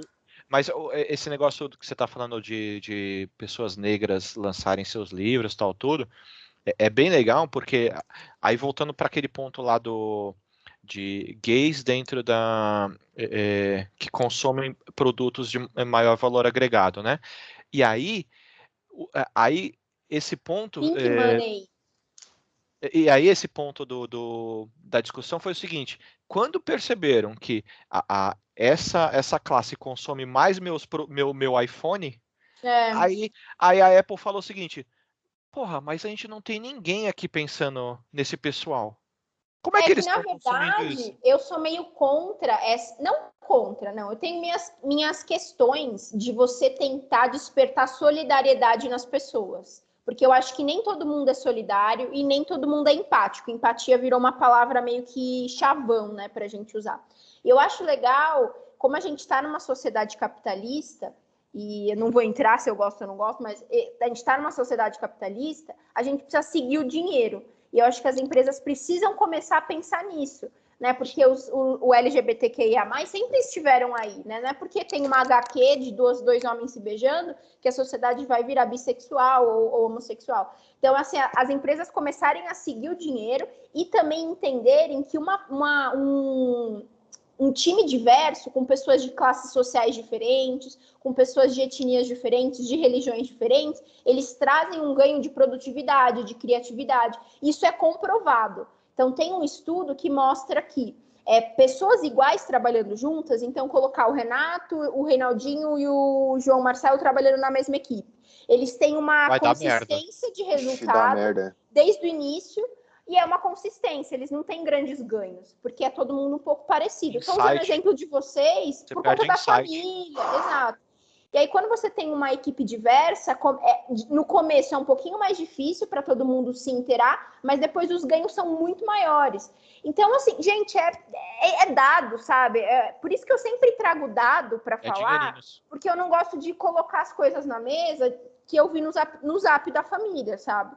Então, é meio que começar a colocar isso na empresa que a gente tá. Então, a Amazon está fazendo um movimento para contratar pessoas negras, para promover mulheres dentro da empresa, porque a promoção de pessoas L7, que é um nível grande, tem poucas mulheres. Então, as pessoas começarem a entender que o capitalismo precisa entender que essas pessoas consomem muito, sabe? Então, o black money, o pink money, e fazer com que isso não seja só uma jogada de marketing, mas seja uma mudança estrutural dentro da empresa. Então, quantas propagandas que a gente viu aí sendo criticadas porque alguém não negro pensou nos negros? Cara, tem que ter um negro lá falando, entendeu? Tem mais de um. Se a gente tem uma sociedade que tem 55%, por que 3% só dos grandes diretores, dos mais ricos do Brasil, não tem nenhum, sabe? Então, é meio que isso, assim, a solidariedade é bacana, é legal, mas não atinge todo mundo. Eu acho que a gente aqui, eu acho que, tipo, não sei, assim. Não, só rapidinho, esse negócio da solidariedade, daquela frase que eu ouvi, a palavra veio como solidariedade da frase, mas eu acho que, como eu falei, eu não lembro quem que falou isso, mas eu acho que o que ela quis dizer não foi exatamente nessa questão. Mas para a pandemia eu concordo, tá? Para a pandemia não, mas foi de antes da pandemia isso. Foi de antes da pandemia que eu ouvi isso. Na parte econômica, não sei. Foi de antes da pandemia eu acho que eu ouvi isso. Talvez, mas eu acho que a solidariedade não é que nem o Renato falou, essa palavra soa um pouco fantasiosa, mas eu acho que realmente o que vocês todos falaram. É a questão de olhar pro do lado e resolver o problema dele, mas não no sentido de empatia. Como você disse, seguir o dinheiro. Essas pessoas têm que estar ali no fluxo. Vamos acabar, então, com a fala das duas mulheres, já que a gente está falando de desigualdades e tudo. Nossa, realmente... tá desigual. Elas são muito melhores que a gente. Agradece aí, Isa. Obrigada, João Marcelo. Você criou o macho permitiu você falar, então agora você pode agradecer. Vamos finalizar. Vamos finalizar aqui. Puta, show de bola. Curti pra caramba. Vamos dar boa noite aqui e a gente, se quiser, troca mais ideia. Boa noite, ou bom dia, ou boa tarde. Boa tarde aqui ainda. Obrigado, viu, gente? O Júnior saiu. O Júnior não falou nem tchau, ele tá ofendido. Vamos dar boa noite e pau. Falou, tipo... Gente, a Marília odeia esses encontros. Odeia. Amo vocês. Fiquem com Deus. Porra, ele passou o tamanho do negócio inteiro sem falar esse